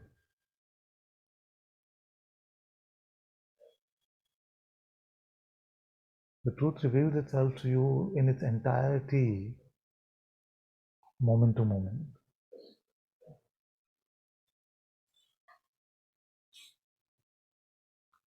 The truth reveals itself in its entirety, moment to moment. It's a beautiful contemplation. You can never meet yourself, you cannot meet God and not know everything about everything.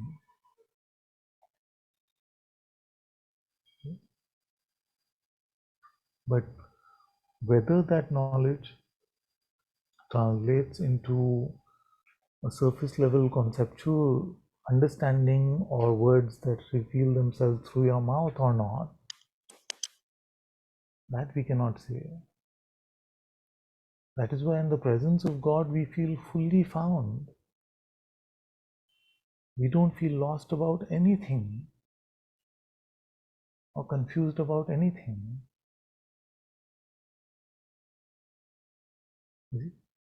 But it's not a hack or a cheat code of life saying, I want to discover the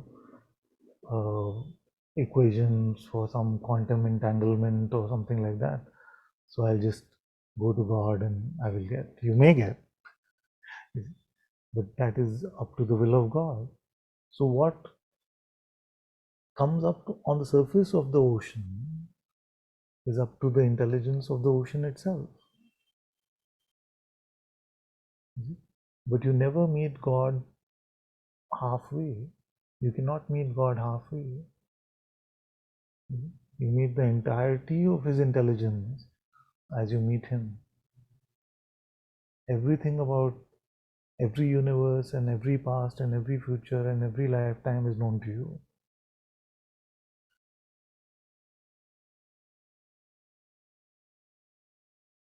But it's not a cheat code for life. It may not reveal itself to you as imagery or words.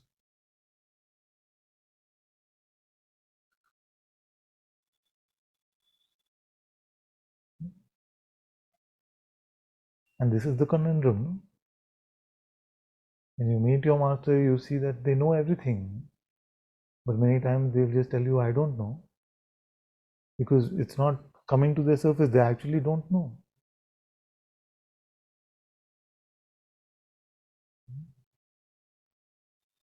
But the presence which is apparent to them is the all-knowing, is the substratum of the universe, is the author of every single story that has ever been written, every single moment, every heartbeat that you have lived, God knows. Every sound of every heartbeat that you ever had, God knows. He knows you much better than your mind does.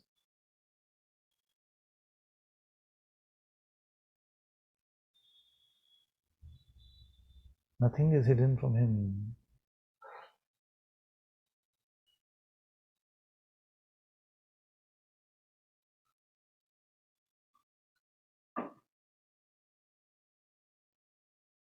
You mean you meet the one who knows everything, Yeah. but I don't know everything. Yeah. But the one who knows everything may not reveal, although He knows everything about every life that is ever lived. He has been the life of every life that is ever lived. He knows whether it is good to reveal that to you in that moment or not. That's why you may have some beautiful revelations when you're with Him, when you're dedicated to Him inwardly. A lot of things may reveal themselves to you, or nothing may reveal itself to you. And those things you don't value because what is most important to you is to be with Him.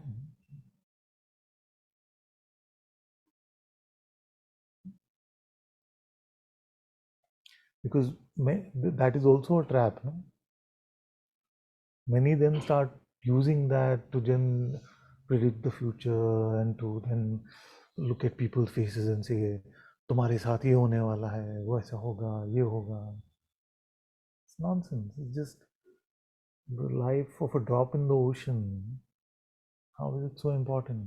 If God is sitting with you, why is it so important what is going to happen in the future and these things? Trust Him to reveal whatever needs to be revealed.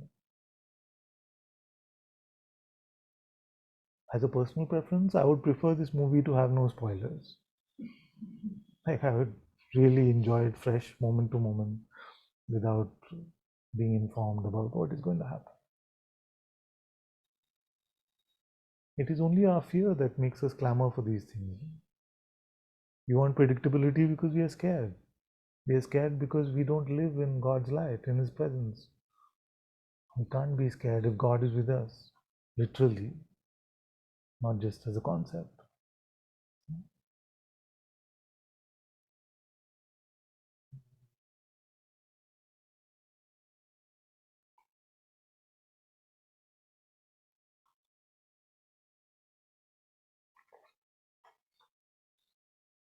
The straw is like a flute.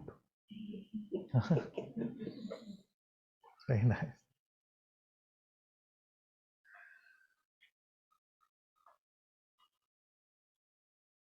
We've been remembering Krishna so much. So flutes are showing up. Sorry. How is it that suffering is pride? I get it at some level, but let me take an example. Suppose I pick a fight with, let's say, somebody in this room, and He naturally pointed to her. sorry, It's okay. I pick a fight with somebody, then I know I'm probably making that person feel bad using words or by action. Then I know I can, probably do something about it. I could have been calmer, or I could have been this way. But I'm taking a worse example. Let's say you pick a fight with somebody. Yeah, I should pick. Okay, anybody. You pick a fight with somebody. I know that I'm not in control of that person or the third person in that equation. But I'm suffering because, there's a bit of, You suffer because two other people fought. or I see what you mean in some way. Like Israel Palestine. yeah, Israel Palestine. Some level. Correct. We hear about it, but we don't really have control of it. But just hearing it about it saddens us. Is that suffering also pride at some level? So sadness or pain is not suffering necessarily. It's a sign of our compassion. Some grief may come. That is not suffering. You see, these things are very natural salt and sugar of life. It's there in every life in the right amount. The master chef is making the perfect dish out of our life. So we can trust the amount that he has given us. The additional stuff that we add on to it by ourselves, that is called suffering. You see, which means that this is just a version of that famous thing, which is pain is inevitable, but suffering is optional. You see, so pain will happen, some grief will come. It's natural to feel. Why Israel Palestine? If somebody falls off their bicycle in front of you and they get hurt and their knee is bleeding, you still feel pain. Yes. You see, so that is a very natural part of human existence, and we all feel that, and that will get amplified as you start to live more and more in God. The sensitivity will mostly get more and more amplified. So you will be able to empathize and feel another's pain even more, but you will not suffer. So what is the suffering which we then take on mentally and say, why does this happen? If there is a God, then how can this be fair? You see, all this trying to solve things which are much bigger than us in our mind, you see, in our conceptual understanding. Why does this always happen to me? You see, and let's be honest, most of suffering has me only at the center. Right now you may be taking nice examples, but it's like, why me? When will I be over this? When will I be free? So suffering takes a lot of hard work.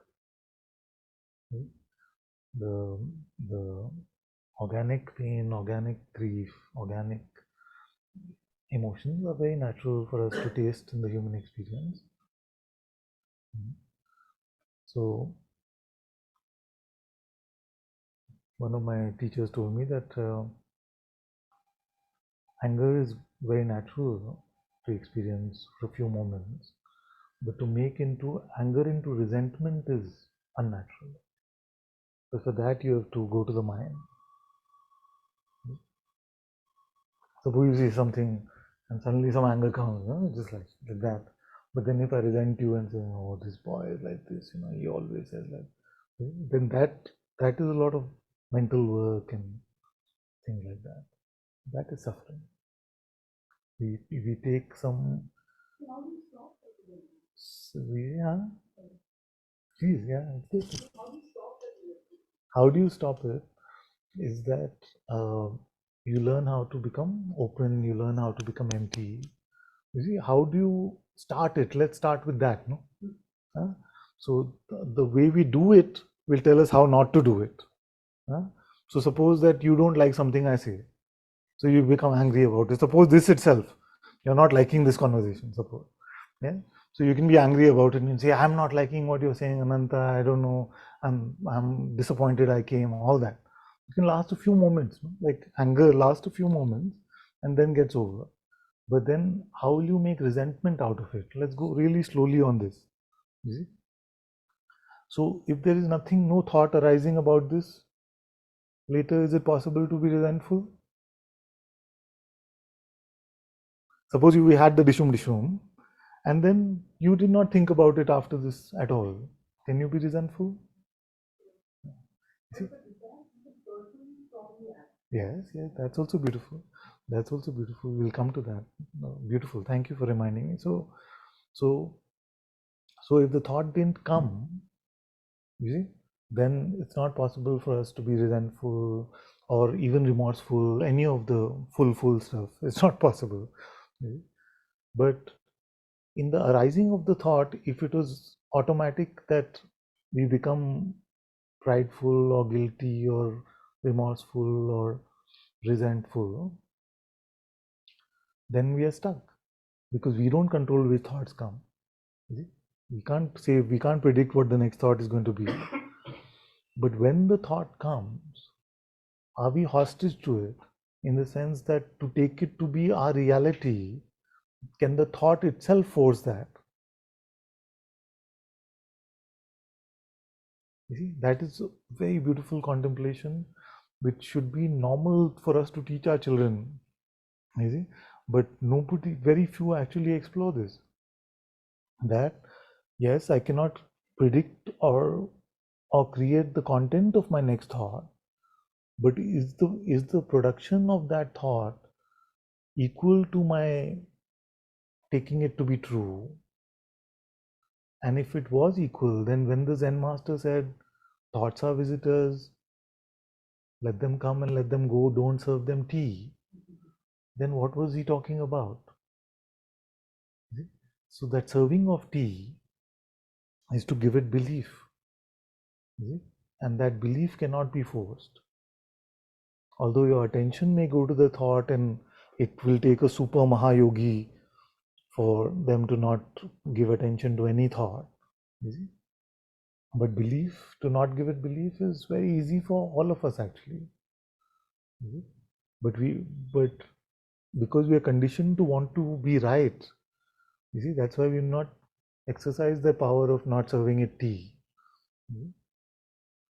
So it's that classical example. No? So if I say, don't bring your attention to an orange right now, or banana, or pink elephant is the famous way to say this.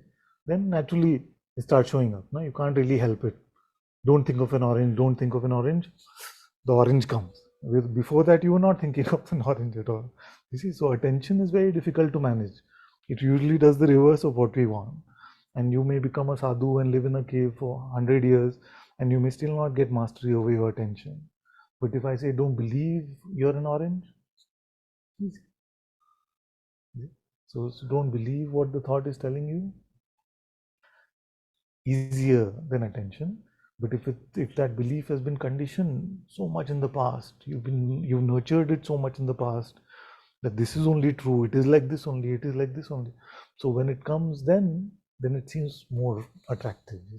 So then it seems like we need more strength to keep our hands not grasping at that. But know one thing, that when the Buddha said grasping is suffering, this is the grasping that he was talking about. He was not saying about this or that. It translates into this many times, but this is the grasping that he was saying. You see, so Zen, of course, is derived from the Buddha himself. So they made this very clear. So when I say remain open and empty, this is what I mean. Allow all things to come and go. Don't attach. So then anger will be met as anger, but it will never become resentment. Then you live your life in pure perception, just open, just empty. This is the only way to live in the moment. I don't know if you were there in the beginning of Satsang, but we talked about the fact that everyone knows that we must live in the now. Ever since Eckhart shared his books with us, no, at least. So, but nobody's been able to do it. Just on the basis of that I have to live in the now. Many people keep saying I have to learn to live in the now. I have to learn to live in the now. But in 12 years of sharing satsang, nobody has come and said I have learned to live in the now. It doesn't happen because we're still attaching to thoughts. So the only way to live in the now is to become open and empty. Yeah?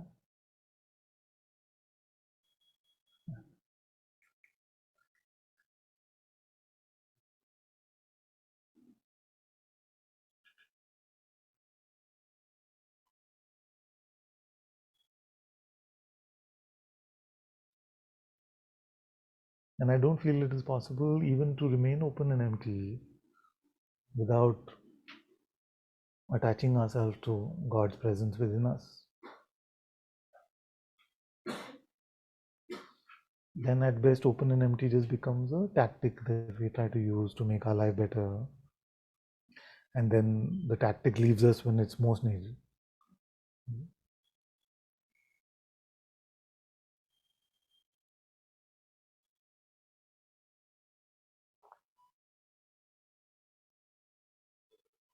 It is our devotion, it is our love for God which can make this life stable.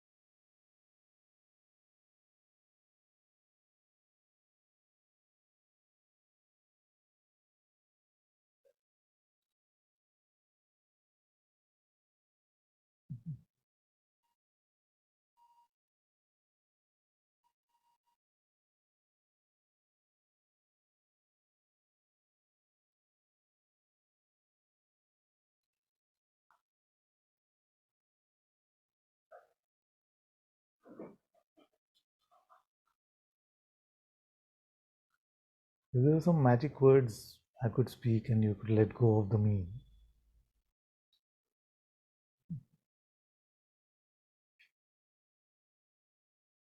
This Kabirji said, Maya Mahathagni.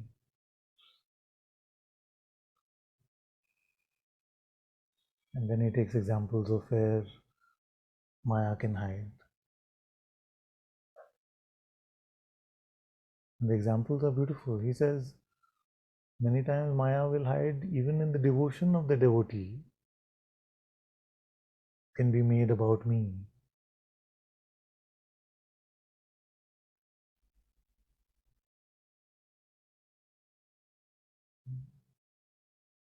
Just insert itself anywhere and seem quite natural and humble.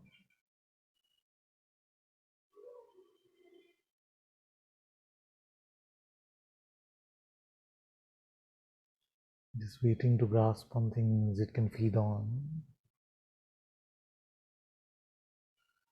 to make the me so special, the me so right, the me so justified.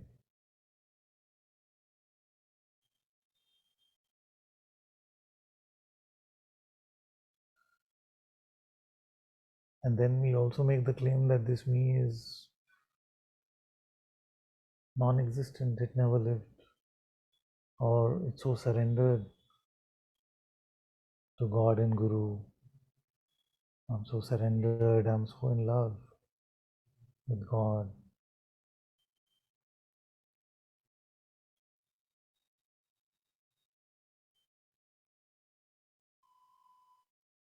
But so easily we revert back to, oh me, I'm so happy I was right.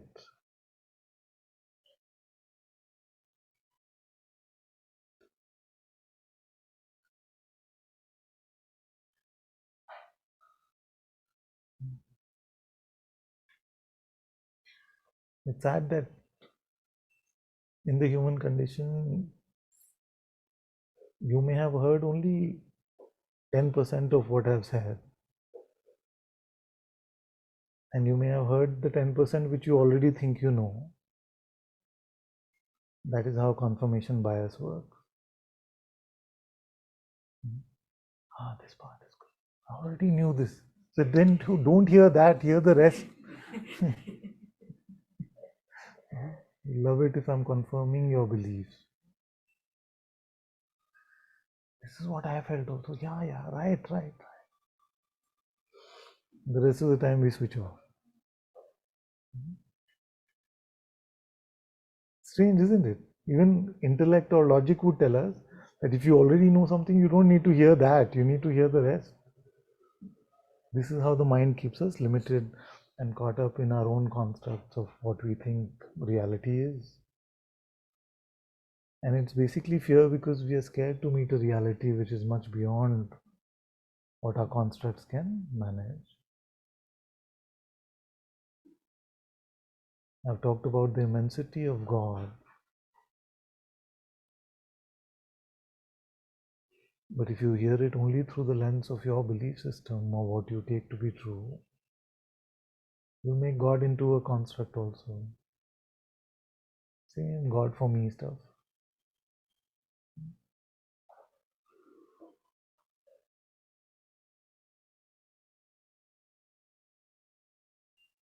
But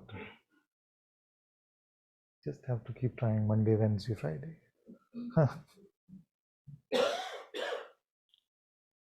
At times it can feel like a death almost. But as Maharaj said, it's very important to go through this experience of a personal death to be free from identity.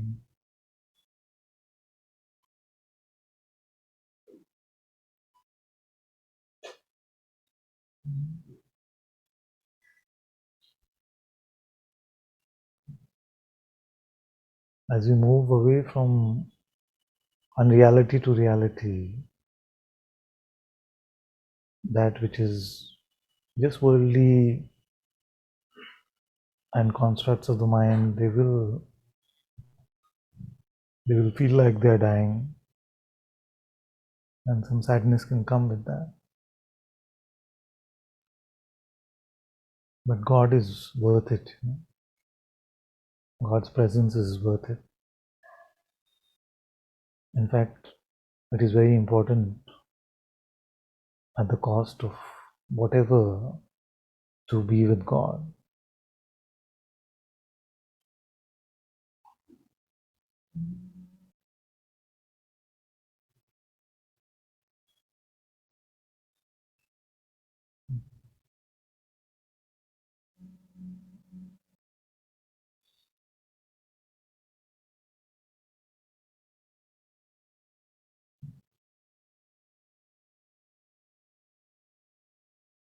If God said, give me everything that you think you have, and then you can be with me, would we take the deal?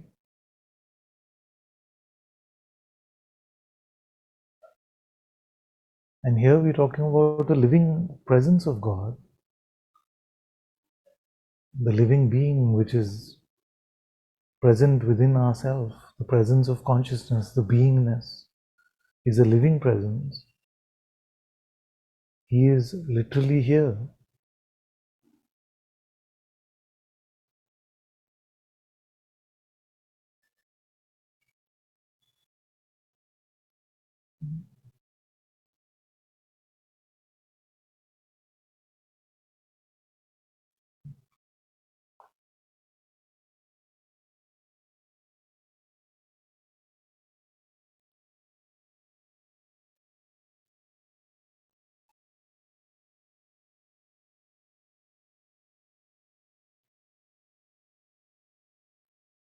The path to God at one level is the simplest, at another level is the most difficult.